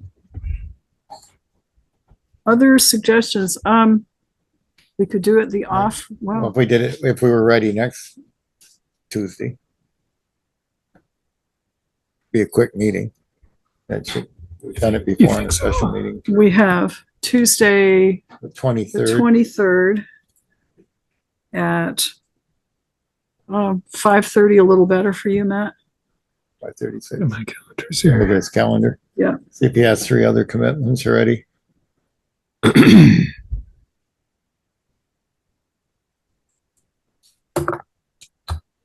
Sharon, are you available next Tuesday, July 23rd at 5:30? Let me look, hang on. Looks good for me. Okay.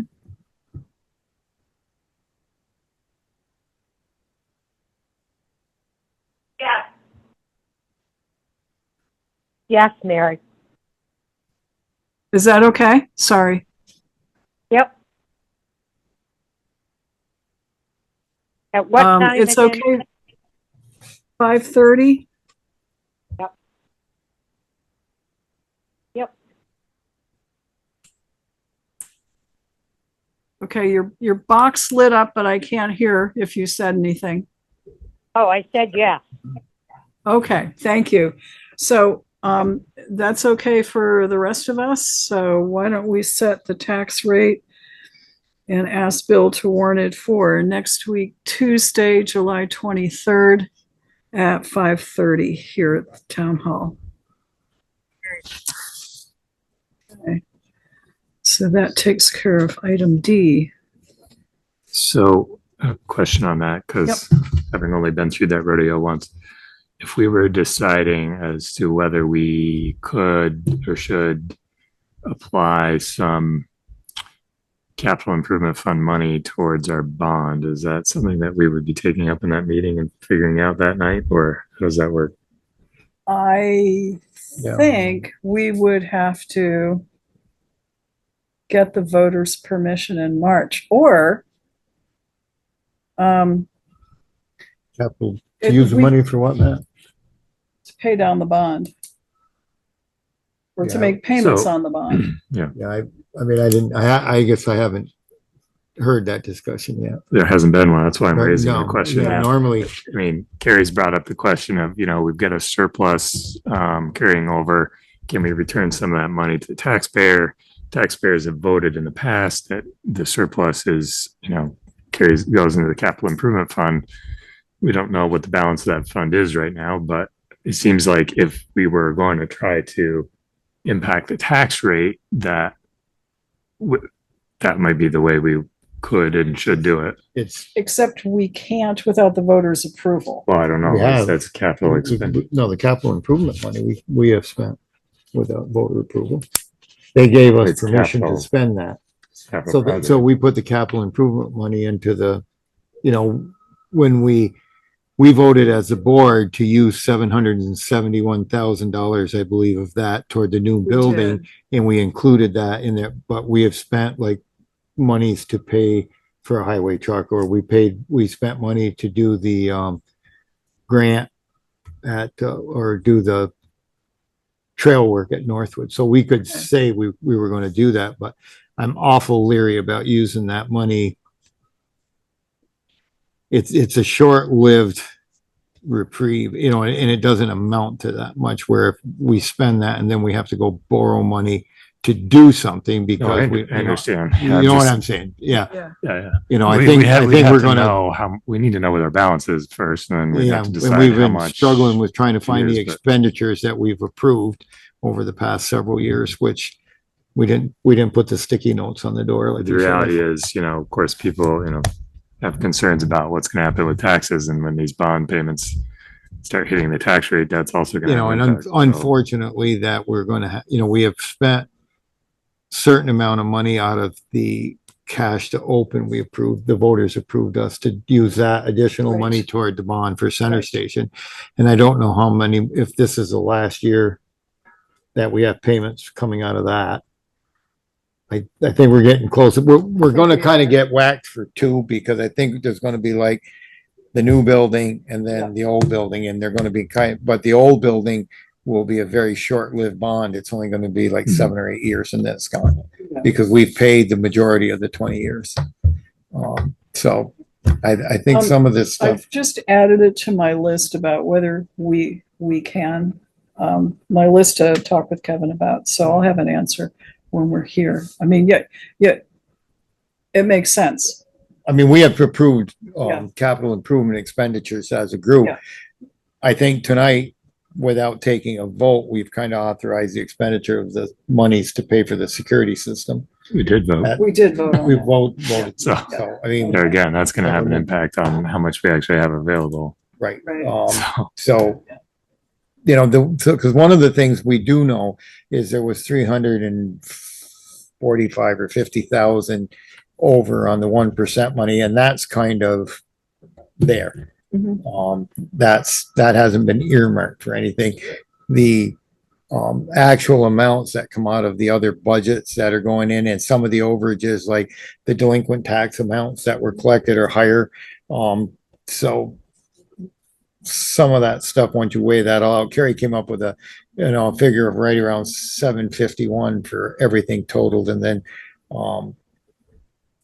but whether or not, doesn't some of this pertain, the audit has to kind of be done before you actually come up with a finalized number. So Yeah. we're playing with raw numbers here, but Mhm.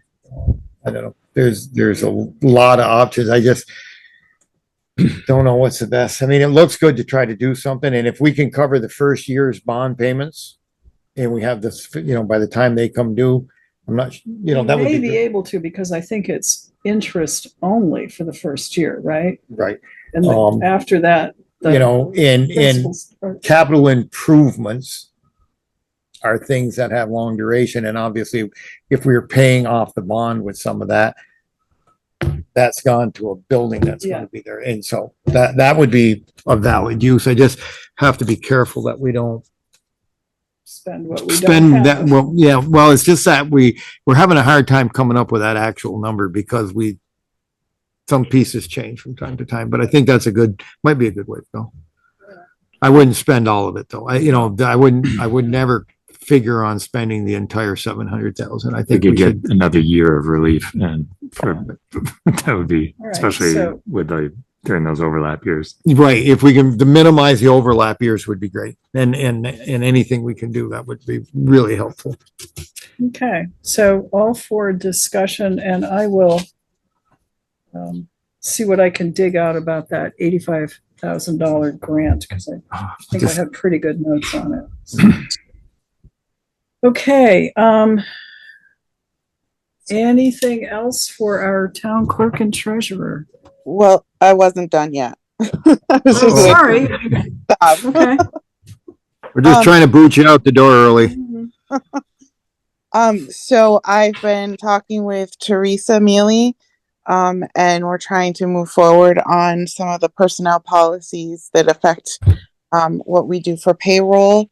And what we were on the phone with Nimric for a little bit over the last week, and it was suggested that I bring to you for approval the fact that we have to get every single employee under the town umbrella on the same payroll cycle. There is a department that's off slightly than what we normally have for a pay days where they start and where they end. And we just need to shift them to where we are. And we need an approval from the select board to do so. And then Teresa and I will come up with when we are going to do that. And what that means is the police department is off our normal schedule by about 3 days. So with the suggestion of the programmer, in order to shift them over so we're all on the same cycle, it would just be a matter of cutting them 2 checks so that they have 3 days in one check and then they're on the cycle for the next check. And it won't affect much of anything. There are some stipulations that I'll talk to Ed about, but there won't be anything drastic. We'll just make sure that they are on the same playing field as everybody else in town. Okay. So yeah. Yeah. Kari, do you know if did you or Teresa get an answer to the overtime question that I raised for that short-term period? So I didn't know that you raised it, but the answer to the fact is the 3-day period will not have, it's not for any overtime, but if it happens, it goes into the next pay, into that second paycheck. So it's not, they will not be losing anything. It just for to follow law, you can't, they aren't subject to overtime in a 3-day period. If they won't have 40 hours. Does that mean that the hours that if they work extra hours, that it would just, those would be included in the next period? Yes, and then in that next paychecks, because they're going to get 2 within the period.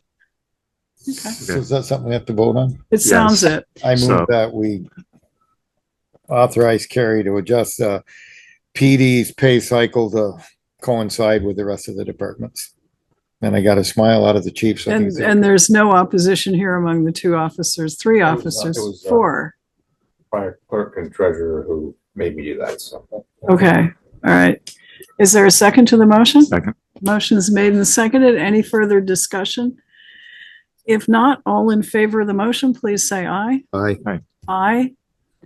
Aye. And Sharon's an aye. Okay, motion carries. So thank you, Kari. That will take care of that. And what else might you have for us?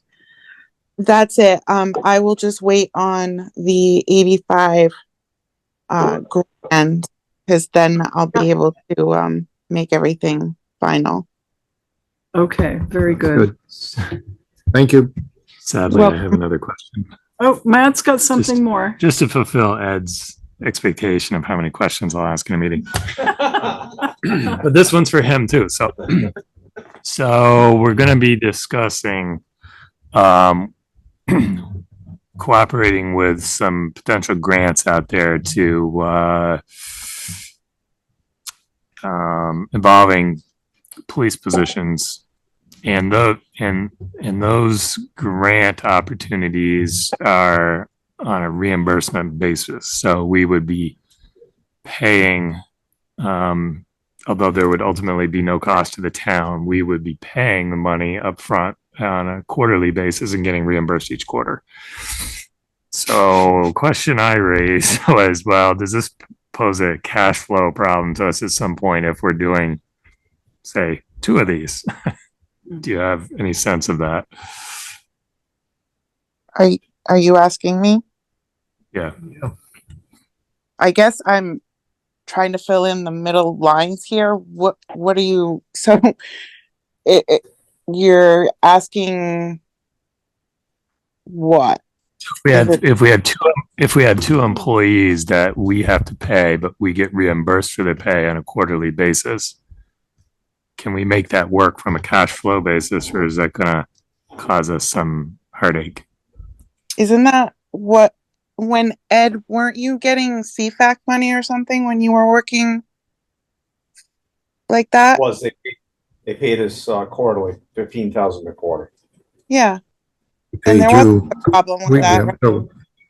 So are these positions, these are PD positions that we're going to be looking for grants. So if, man, I don't know if that muddies the water, but we have monies available within the Cortina fund that you could pay salaries and just put it back. It's not, yeah. But I don't know if that's gonna work, but.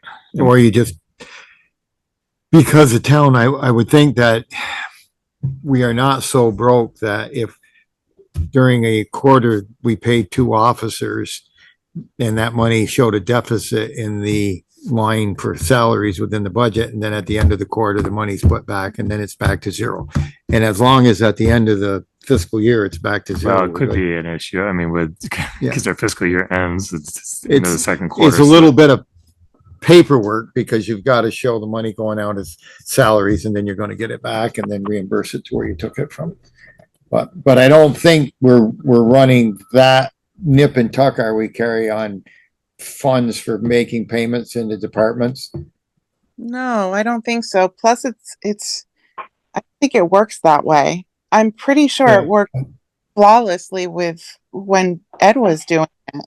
That's why I'm not sure by the question. Well, the only reason I raise it now is because it would be more, because compensation has gone up and we're talking now potentially 2 different positions. So, but I think I just thought we should raise it before we charged ahead, but if you're comfortable, then I hope great. it works. Sounds good plan to me. Is it going to be in this fiscal year? Yes. Yes, we hope so. Okay, well, I mean, it's all based on what you guys have budgeted, really. I would assume. Ed, you and I can have a conversation like tomorrow if you're in or something. Okay, I'll tell you about it tomorrow. Okay.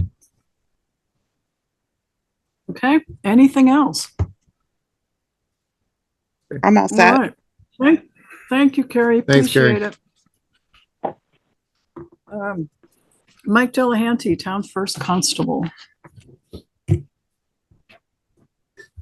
evening. Good evening. What's that? Listen, I'm not talking about you at all. I'm just going to bring up one thing. Maggie had brought it up to me at the last meeting about that property on Gleason and Route 4, 118 Route 4. I had talked to the landlord, had a real good conversation with him. He obviously understands we've waited a real long time to see something happen up there. He totally understands that it is a nuisance property. This week, we'll see. But he says by next week, that property, that wall is going to be fixed, which is a poured concrete wall, block wall. Any of the outstanding issues, doors, or any other concerns that have been brought to his attention, he's going to address, including painting it because there is some graffiti, he told me. So he wanted to try to make it as compliant as he possibly could. So I am going to be there over the next week. And next week, he totally understands this is his last call warning before we move forward with the process of the written notice and the hearing. So he trying to avoid it. I told him even this morning, I followed up with him again, that here it is. This is the last opportunity we've got before we move forward with the ordinance. So keep you posted. But I'll be there as many days as possible to kind of keep his feet to the fire. Good. So Thank you. And I apologize. It's gone on too long, and he understands that as well. But we'll see what happens. Good money after bad. Yeah. There is nothing salvageable to that building. Nope. It should have been leveled, Agreed. made lawn, and put for sale sign on. and you probably would do so. Right now, it's like, what are you going to save there? Yep, I understand. But if we can, Anyway, the risk is there, and we need to take care of it. So I'll keep you posted. Hopefully, this next meeting I'll have really good news. So stay tuned. Thank you very much. You got it. Thanks for hanging out with us. Absolutely. Anything else? I don't think so. All right. I think we're all set. Thank you. Ed Dumas, Town Police Chief.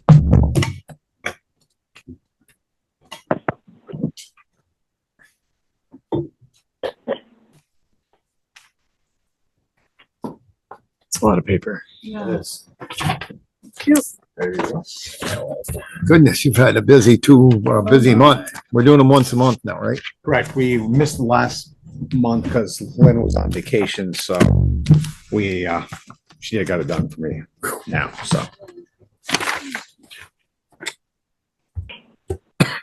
So you can see our, I'll go over this section first, just the calls. We had 164 calls, and 65 traffic stops. Probably benefit or thank JP for most of those traffic stops. We have had a busy month. Ted and I had a pursuit last week. Ended up putting a stolen car out of Randolph. A guy who was looking for it, hoping he was get it back. Has been hanging out in Rutland, and lo and behold, it turned up at Cortina. So I'm thinking now that's the first place you're going to go look. You just like hang a plate reader up there somewhere and just. We used to have a plate reader, but there's so much. I'd have to hire 2 more people just to keep track of that information. Then if I wanted to look at information, I need a search warrant to look at our own information that we've collected. You got it. So we got rid of our plate reader because it wasn't worth the cost. So that was one thing that happened. Yesterday, Ted picked up a guy who had a warrant for his arrest. That turned into, and that was at the Greenmount Plaza, and it ended at the Cortina. I will say there was one gentleman who Ted asked for help. He actually helped very much so. Ended up getting assaulted in the process of helping our deputy chief, and the gentleman now is in jail, lack of $15,000 cash bail or surety. So we spent a lot of time at the Cortina.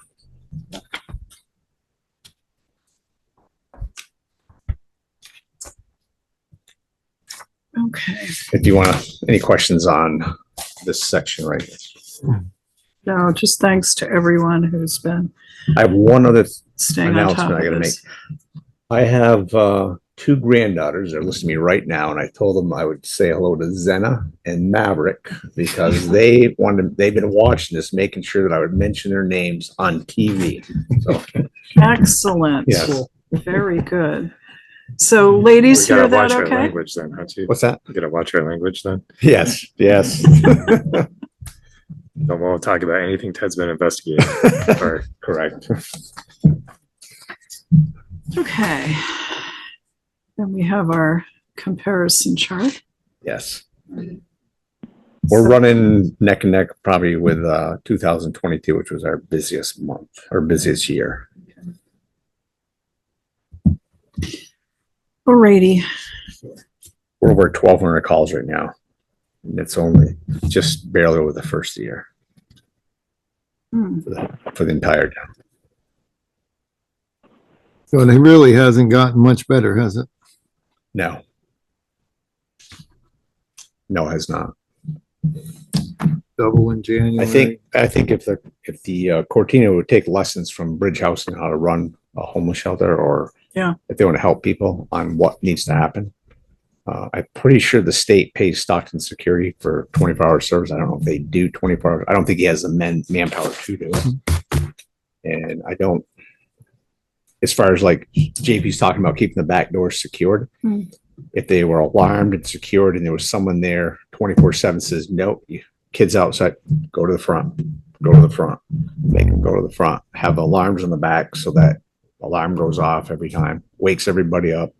They'd probably, I mean, it would be annoying. You have to walk all that way to the front. Those folks up on Woodstock Avenue have made a believer out of you, haven't they? Yeah, because, well, I resisted heavily. Right, but and you know, and in some of that, I know that's a well thought out process up there, but our concerns may have made sure that they did what they said, and they have, and you know, good. That's that's format of that model won't work at Cortina because it's the building is not designed and the property owner doesn't have the same commitment to bettering people's lives. Yeah, they have a 24/7 person there. Yeah. Somebody accountable. Someone's in the back parking lot calling a record, get rid of this car now. Yeah. I've told them that they hardly involve us at all. If they have an issue, they call us, we leave them. You know, and that's a model that would be great, but like I said, the environment at Cortina doesn't make that type of situation work. I think the words of third world country looks like that. Right. There's a officer in Rutland City who is from a third world country, and he goes down there. Yeah, this is what I came from. Yes, that's what he says. So, I think we talked about it earlier, but we need to put a lot of pressure on those people in Montpelier that sat in this room and told us a whole lot of stories. They like bedtime stories. That's what I thought they were. Well, that's on my list. Yeah. So that's the only way we're going to get anywhere.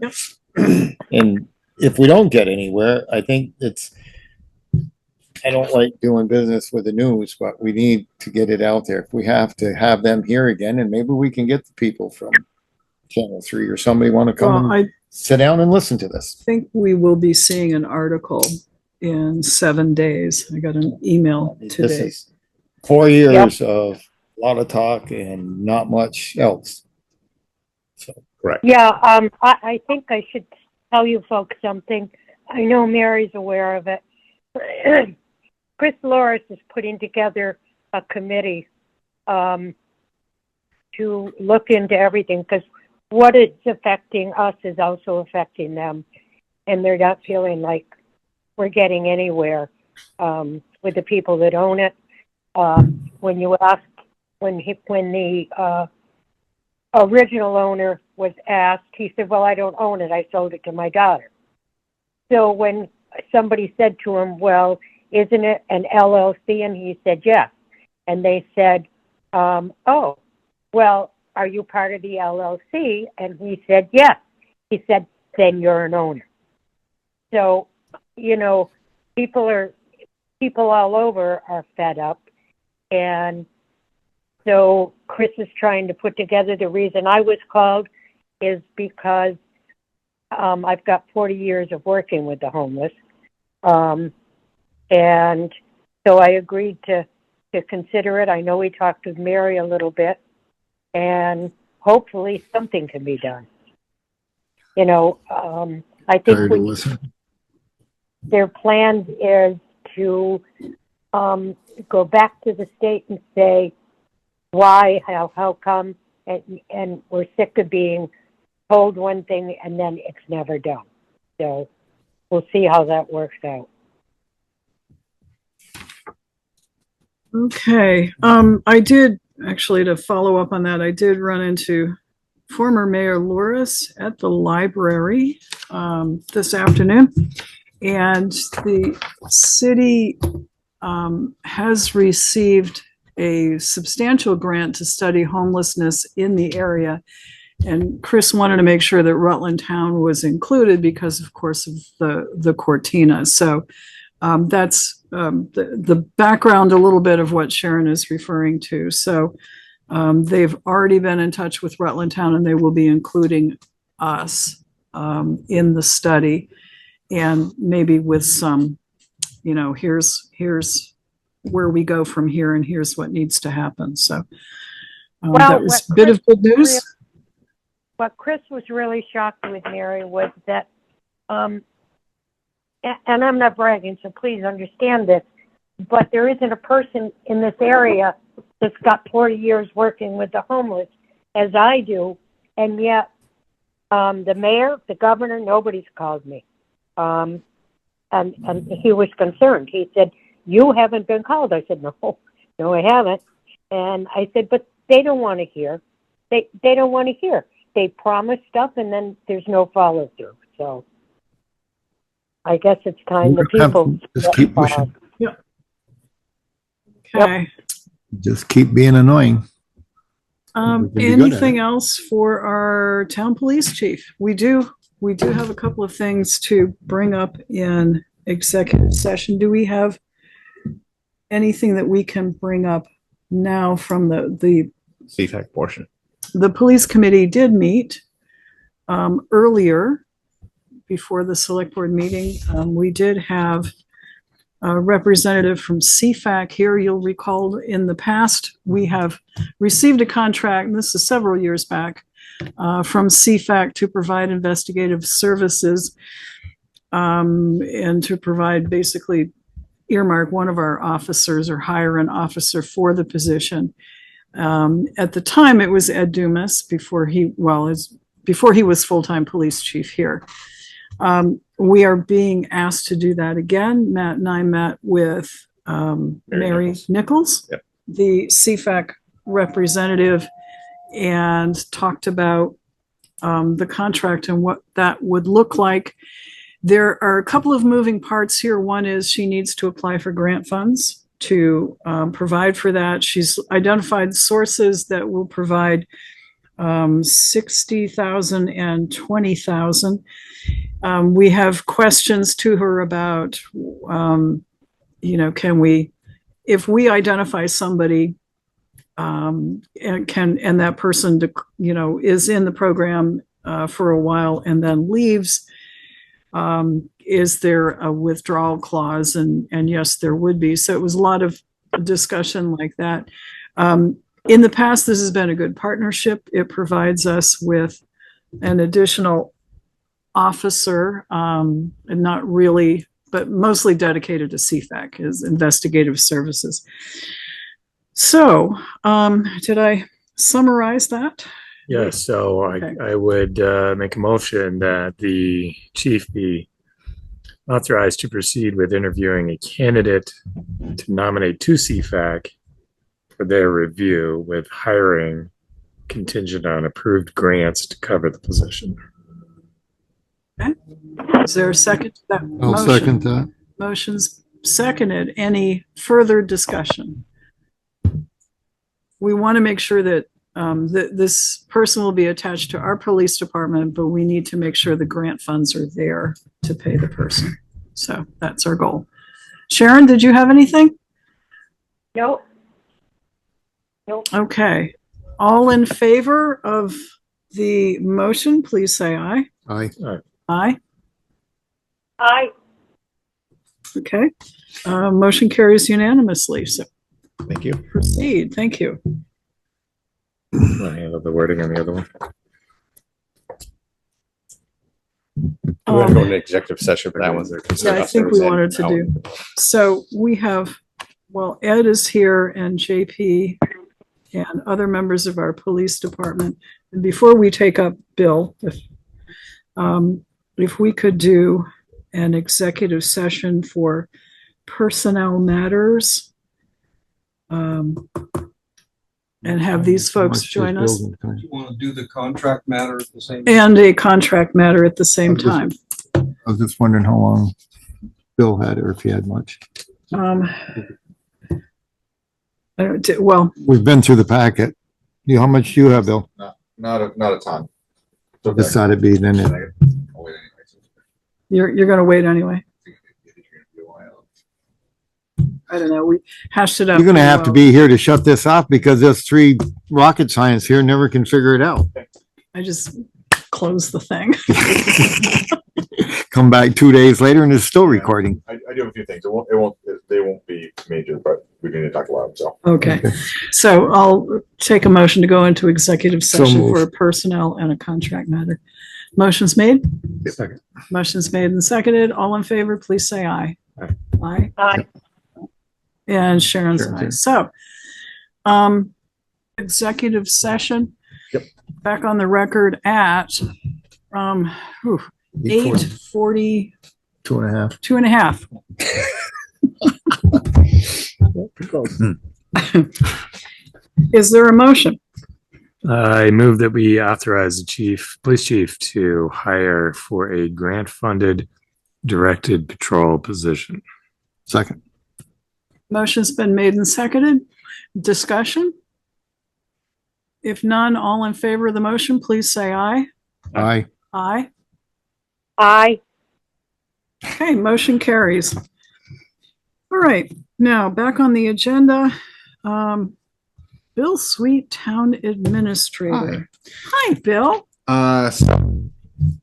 did very well getting through the packet, all things in the packet. Mhm. In the orders should be the final invoice for our service road documentation work. I have in my possession a very large number of electronic documents with all of the everything we want to know about building a new road. They did all the sections from Aldi's to Farrell Distributing, so it would be both. It's the complete project area. So, all right. What do we need to do? Nothing. Wow. You sign the orders paying them for the final amount of work. Okay. So it's all there. That, I believe that money came out of the highway budget. It came out of engineering services. Yeah. So the last part was about 8,000. Yeah. So we now have all of the information we need to know. And this documentation at this point would allow us probably to put this out to bid if we wanted. I would imagine it's pretty thorough. Yeah. There's cost estimates in there. I mean, they cost estimates of about 1.5 million to do the complete project. The whole, yeah.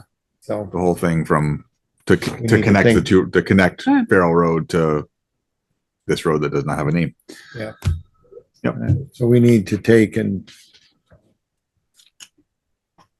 there's a couple of projects in town that when we have the highway committee meeting, once you can get Chris on board and we can meet 29th, I want to talk about, would be see if there's some kind of funding, like at one point when this Grove Street was fixed from the town line up quarter mile there where they put the curbs in and all that was done. That was a state funded project. The town didn't do that. The state came in to do that for making that a safer road. So we have that other project on Grove Street. And there's also this project down here in Simon. So I'm wondering if we should start seeing and Chris might be the guy to, maybe there's some grant money we can get to do some of these projects. Absolutely. I think we should look around, And I don't know if there's even money if with this service road, we're looking to improve, we're looking to increase the town's tax base. We're looking to get businesses down there. So I don't know if there's some funding that would help pay for that. Some way we could do it, but because that seems to be a little bit less money than what they were originally talking. Yeah, I think you're right. Yeah. But okay. But anyway, that's great. I'm glad we finally got that finished and got that money. Yeah. So it's there, and if I want to look at it, I'll be happy to send it along. I did go down to the site visit with V-Trans at Cold River Road and Route 7, and they all commented on how well the crosswalks came out and worked, and we walked all the way around and looked at all the things, and tested the buttons and everything's working as it should. So Okay, so we have this letter ready to go to V-Trans. And Yes. Sharon, when you come in to sign things, there's a letter in here to V-Trans thanking them for their work on that Cold River Road Route 7. So thank you. and also in there is the letter for Angie. Angie. Yep. So I have those. Those will be ready to go. Good. I was following up with Stubbins Electric. We don't have their final invoice yet for the work downstairs. There was a little situation that our stuff is fine. They inadvertently took our generator transfer switch and the meter socket, and they don't know what happened to them. So they have offered to either replace them for us and we can hang on to them, or get credit for what they cost off of the work that was done to the building. Is this something we need? No. Well, not right away. The transfer switch is, it's They replace it, right? They had to put a bigger one. Right. So, Oh, so okay. Yes, yeah. So if we ever had to buy them in the future, they're probably not going to be less expensive in the future. So if we owned them, we wouldn't have to buy them down the road, but we have to store them. And God, so, no, and so, it's going to be the wrong size. So I just know it. they left the option up to us, whether we wanted to get a credit, but because they'd asked me about getting rid of some of the bigger stuff. I said, leave it here. We'll take care of it. I said, we want those things. He's like, yeah, absolutely. And they all left. And I messaged the guy. I'm like, he's like, what do you mean they're not there? I'm like, they're not here. So he got home and he's like, the only place they would have gone was our warehouse. They're not the warehouse, and they're not. Nobody knows where they are. So we'll take a credit. Thank you very much. Okay, that's fine. So we will probably have their invoice for the next board meeting for approval. So, on that note, Ed Clark had been working with a company to provide us with an estimate for the project downstairs. About 3 weeks ago, he hadn't heard from them, so he was following up again. He's on vacation this week. I sent him a message this morning asking if he heard anything. He's on vacation this week, so maybe my next meeting I'll have an idea. It's just waiting for a company that does the estimating to do the estimating for us. And Okay. he's hoping it's Because grant application for that municipal thing is in the fall. So we need the estimate to, okay. He is working to get that, and it's just waiting for this company to get through to him to take care of it. So, and I will not be here Thursday. I have some appointments I've got to attend to, so I will not be here on Thursday. And that's I do have the things for Kevin's list if you wanted to. Yes, follow up with please. him. I'll take that. I've got quite a few here, but we'll cross check. Yep. Yeah. You all saw the press release that Randall Smathers sent around. The library is, and the city of Rutland Free Library and the city of Rutland are looking at the possible new location, which would locate services for the library, for City Hall, for some state of Vermont agencies, all at the Asa Bloomer Building, 88 Merchants Row. So that is very early stages, but they do have some grant money to look into whether that's feasible. The one before that, you'll remember, was a possible move to the College of St. Joseph's, and before that, it was redevelopment of a place at the pit. Yeah. With commercial library facilities and also I think some And then they were motel. gonna redo the building they're in. At one point, Yes. they're trying to do that. Yes. Who actually owns that building? The city does. The city does? So the city taxpayers have to pay for its upkeep. We get charged for the operation of the library part. So it's actually So if a they good moved deal out for of there, us. then the city could do something useful with Yes. that. I doubt it. Well, I don't know. they sold the old rec center. The Ace of Boom building, that's state owned, right? Yeah. Yep. Yes. Well, that was. So that's an Anyway, FYI. We have no reason to take any position, but this usually stirs up some comments from certain folks in town, so it may occur again. Modernized building with Yep. Good facilities wouldn't be bad. Library's kind of important things. Library is important. Parking could be an issue. Yeah, but it's adjacent to the parking deck. Attached to the parking. Yeah. And it has access to the parking decks. in It and out. does. It does. Okay, so we have the Rutland High School graduation stuff. We do have a letter, Rutland Town Scholarship Committee from Anna Gallipo. Thank you all very much for selecting me for your scholarship. It was a pleasant surprise, and it will help me achieve my educational goals. Once a townie, always a townie. Many thanks, Anna Gallipo. I did happen to mention during my brief remarks, go townies, so. Representing us on the tennis courts and in the ice. There is also a prevent child abuse request for a donation. We have donated in the past, and they're no longer offering to put the pink flamingos out, right? It was blue pinwheels. Blue pinwheels. Declined the last couple of years Right. because our stock was sufficient to not need any more. Okay, very good. So what have we given in the past? I think it was $100. Okay, Make a similar donation. motion to make $100 donation to prevent child abuse. Is there a second? Second. Okay. Sharon's lighting up. Oh, Cheryl, second from Cheryl. Any discussion? All those in favor, please say aye. Aye. Aye. I should be, okay. It's about a Motion minute and a carries. half away. About a minute. It and a half. is. It is. Is I've it? been on that No, a side. second and a half. Second and a half. A second. Second and a half. Yeah. Yeah, There- second and a half. absolutely Well, is, yeah. Not a minute and a half is. Yeah. but it's a Okay, little bit. sorry, I think I hopped ahead of you. No, that's fine. You're Order good. of I things. I have they cut all the things I had. So Okay, do. the highway truck was successfully sold. We are not able to locate our title, so we are getting a replacement title for him. Okay. Yeah, I don't understand. No, that was a certificate for the stock was in. That was title. the we went through the title folder and it wasn't there. So it may be worthwhile for each department head to just go through that folder and see what's there and what's not there and just get what's not there and be done with it. Because The this state of is Vermont now requires titles for all vehicles Yes. regardless of age. Really? Yes. 14-year rule is gone. yes. That 14-year rule is gone. Yeah, it started last year. Oh, that's So, why. We Okay, don't pay registrations, but we do pay for lost documents. So Okay. if we can just do it, if we can kind of get this and have everybody go through and find it, and then we can submit one group of forms if we need to, and just Do we know where the title for the new 550 is?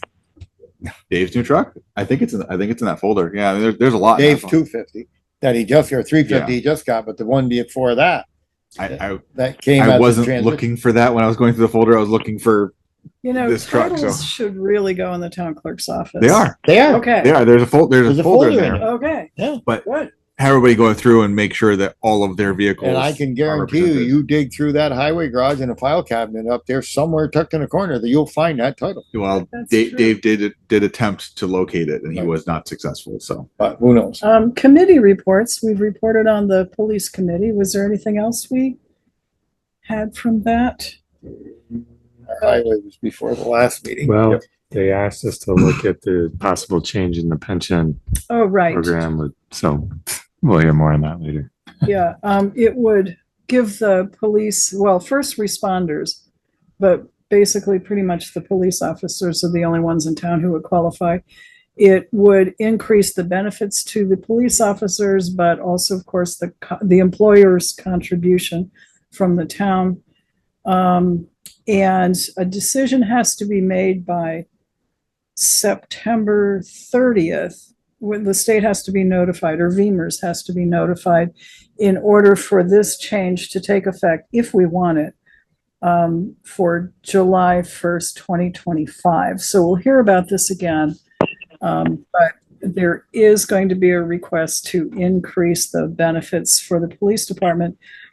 Who knows? It could be one of those things where it makes working for us a little more attractive, but it might also, I mean, there's a cost increase. Could also be, yeah. It could also be a matter of competitiveness with other towns too. If other other municipalities are doing it already, Right.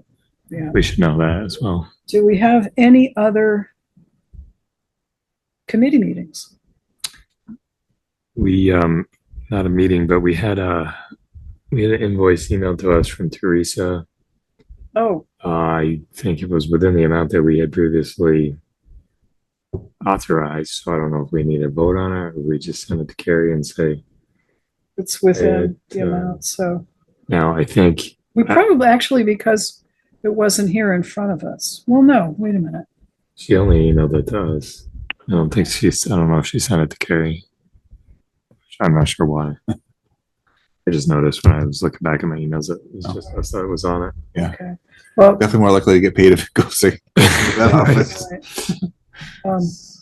So I'll forget. Would you send it over to Kari, please? Yeah. Now I don't remember exactly how much we previously authorized, but I think probably she's used most of it. Yep. I don't know if we need to authorize an additional amount. There's going to be more work to do as we go through all the things that we had commented on for her to discuss with us. And so I don't know. We're going to have another. We're in a new budget year, so I don't know if we need to authorize a specific amount or if we can just carry on and deal with it as it comes. We're close to the end. We've gone through everything. Keep saying that. We've knocked the thing down by like 9 pages, which for those of you who keep track of documents by pages, that's an accomplishment. But we still need to see, Teresa needs to put all of our comments and corrections in form. Then we need to have another meeting with her to make sure it's all the way we can recommend it to the full board for approval. It's probably going to be multiple meetings. Yeah, it probably is. All right, so that's personnel. We've got through a lot of the questionable stuff, the stuff that we don't have answers for. So that's the important stuff. Yeah. And hopefully we've made some improvements. And I'm down to any other new items. We voted on the security camera expense. Yes, JP already took care of that and we signed it. We've given him direction on the other. Yep. We've set the tax rate meeting. Oh, yeah, I had to write that down. And yeah, could you make sure you warn it? Yes. Thank you. Yeah, that tomorrow. And the school reappraisal comments, I think were appropriate and It's out of our hands. it is. It is. So, All right. anything else?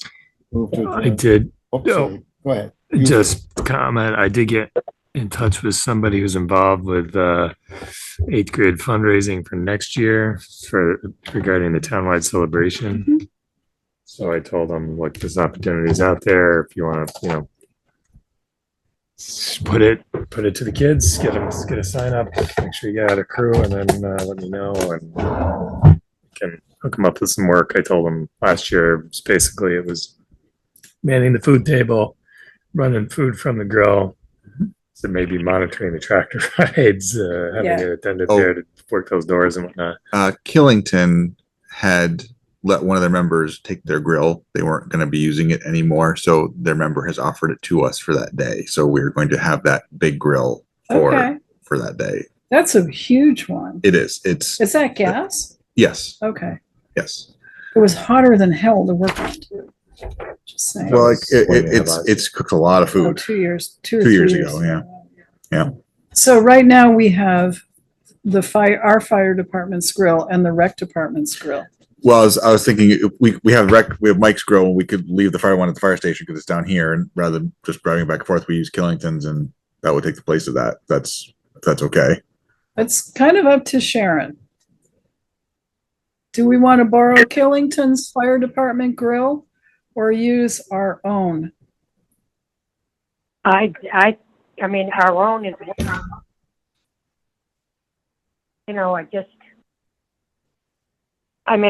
what do you think? As I remember, it was a bigger one, but I remember it being very hot. Yes. Anytime you're standing over a gas cooker, it's going to be hot. Yeah, no, I mean, I've done it other years too, but this one was very large, and I remember doing some reaching, and it was almost too big. But that's just me. Were we able to keep up with the demand for the 2 grills that we had, Sharon?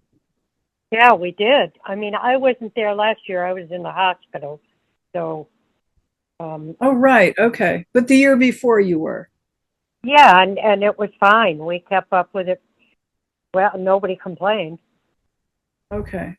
Were you cooking last year, Matt? I was. We Okay. kept up pretty well. There was a little period where people were waiting for burgers, Yeah. but I'm gonna go find something to do. They'll be done in a little while. Yeah. probably start cooking, or Sharon, whoever's cooking, can start earlier, I suppose. I mean, Well, what people will about be if hungry. I brought a couple of the commercial chafing dishes and we start the hamburgers early and you can keep them warm and that. I've got a couple of those.